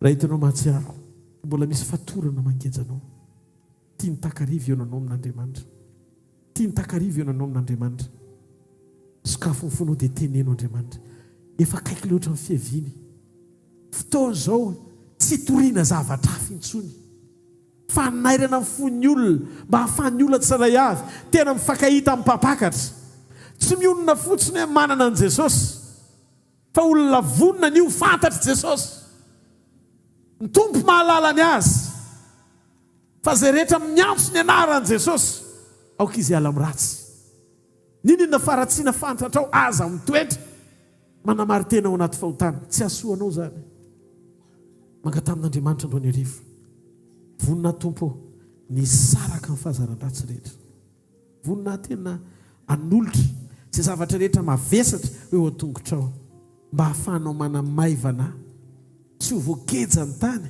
fa andresiny lalan'ny pesanteur sy ny gravité afaka ny ho maivana hoentinao miakatra Andriamanitra ahita mihoatra ny eto amin'ity tany ity ahita ny fahatsaranao mifanatrika amin'ny voninahitra ho isan'ny olona hotrononao Andriamanitra ahita ny voninahitra raisiko eo amin'ny ainao zay ratrapo rehetra aoko kasian'Andriamanitra dia ho sitrany ianao miala eto afaka miratrapo ianao afaka amin'izay karazan-javatra mavesatra rehetra mangeja ny sentimentanao tsy fakahita amin'i Jesosy ty takarivo ty Jesosy anaisotranao amin'izay fiombonana tsy araka ny sitrapon'Andriamanitra rehetra ary anafaka anao amin'izany izy raiso ny fanafahana amin'ny anaran'i Jesosy avy any Nazareta tononoko androany arivo amin'ny alalan'ny fiasan'ny fanamasina sy ny fidiran'Andriamanitra tsehatra maniraka ny anjeliny hiditra tsehatra Andriamanitra hiaro anao ny amin'izay rehetra lianao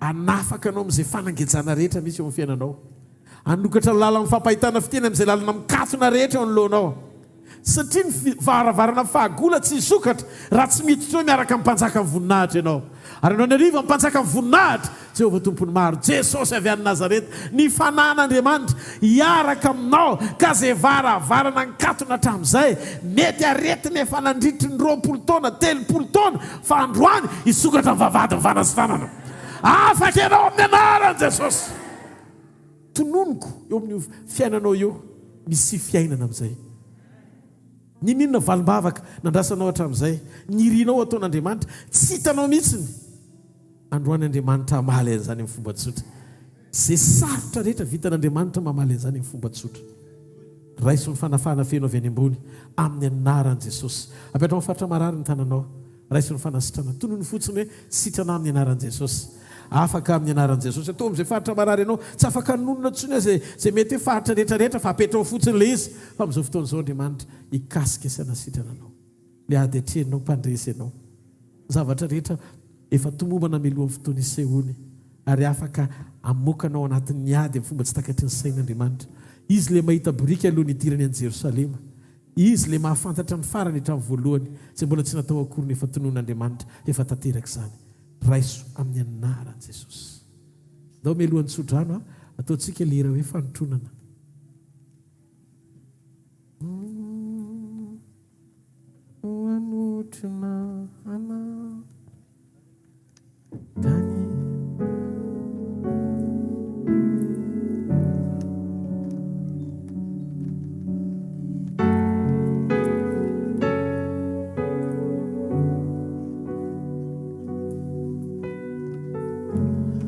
isaky ny miaona amin'Andriamanitra dia mahatsiaro anao anaty tonom-bavaka mientana ny fo ahitanao isandratra ahitanao ifo ahitanao iakatra hoiteny aminao raha mandeha andalana ny anarany Jesosy no indro tazana dia ampamirapiratra ny tavany aminao naiza naiza le na fikasana tao ka mirary anao tainandriamanitra tononiko aminao ny fatsarany lanitra fanotronany no anotrona anao ka ny herini oerinao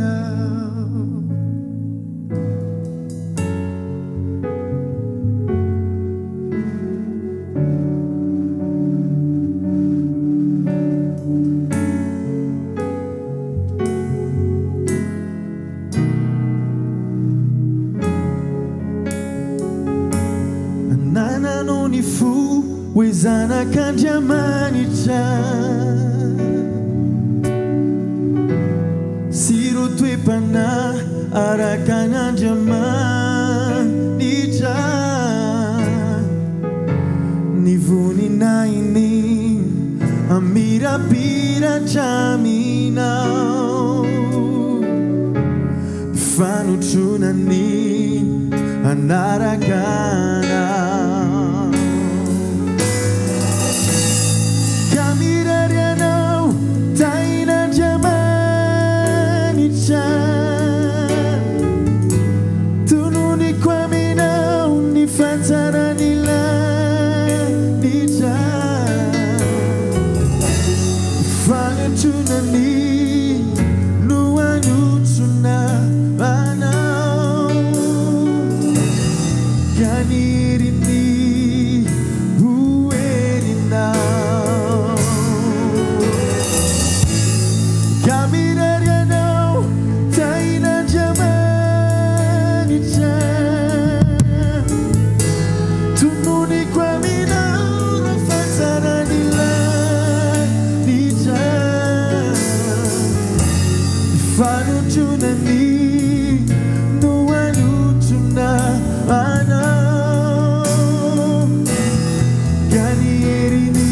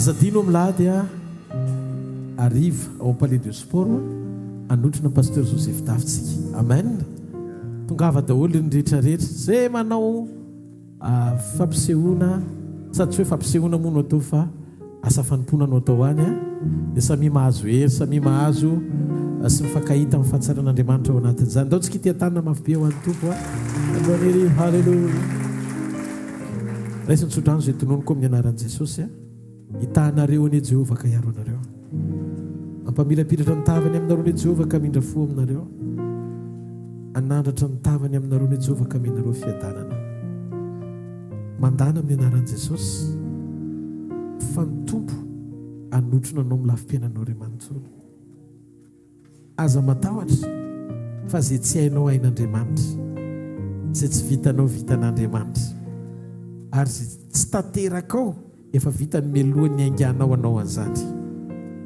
mahita ny planin'Andriamanitra sy ny programmany rehetra ny fiainanao tanteraka amin'ny anaran'i Jesosy iza ny laza aminao fa tsy mety io mety lavitra sady tsara amin'ny fiafarany eo miaraka amin'i Jesosy vita ny zavatra rehetra tsisy afaka hanampy ny azy fijalian'i Jesosy zay nataonao anao dia ambony lavitra no nioziny eny ambavan'izay makalanao zay nataony anao dia mihoatra lavitra no niezako fitsosina heritreritra ny anao zavatra hanampy ny tenanao zay nataony anao dia maimaim-poana sady tanteraka amin'ny fitiavany mandehana amin'ny anaran'i Jesosy tsy ho ravo zany ianao mandrakizay tsy ho raraka zany ianao mandrakizay fa ny tompo loha lalanao sy mivody lalanao ahita fitianao naiza naiza ahita ny tanan'Andriamanitra ianao amin'ny fotoana rehetra isy lala misokatra eo ary tanteraka ny zavatra rehetra raiso amin'ny anaran'i Jesosy dia mandehana fa fahasoavan'Andriamanitra no matoy izao a fahasoavan'Andriamanitra no matoy izao anareo amen alleluia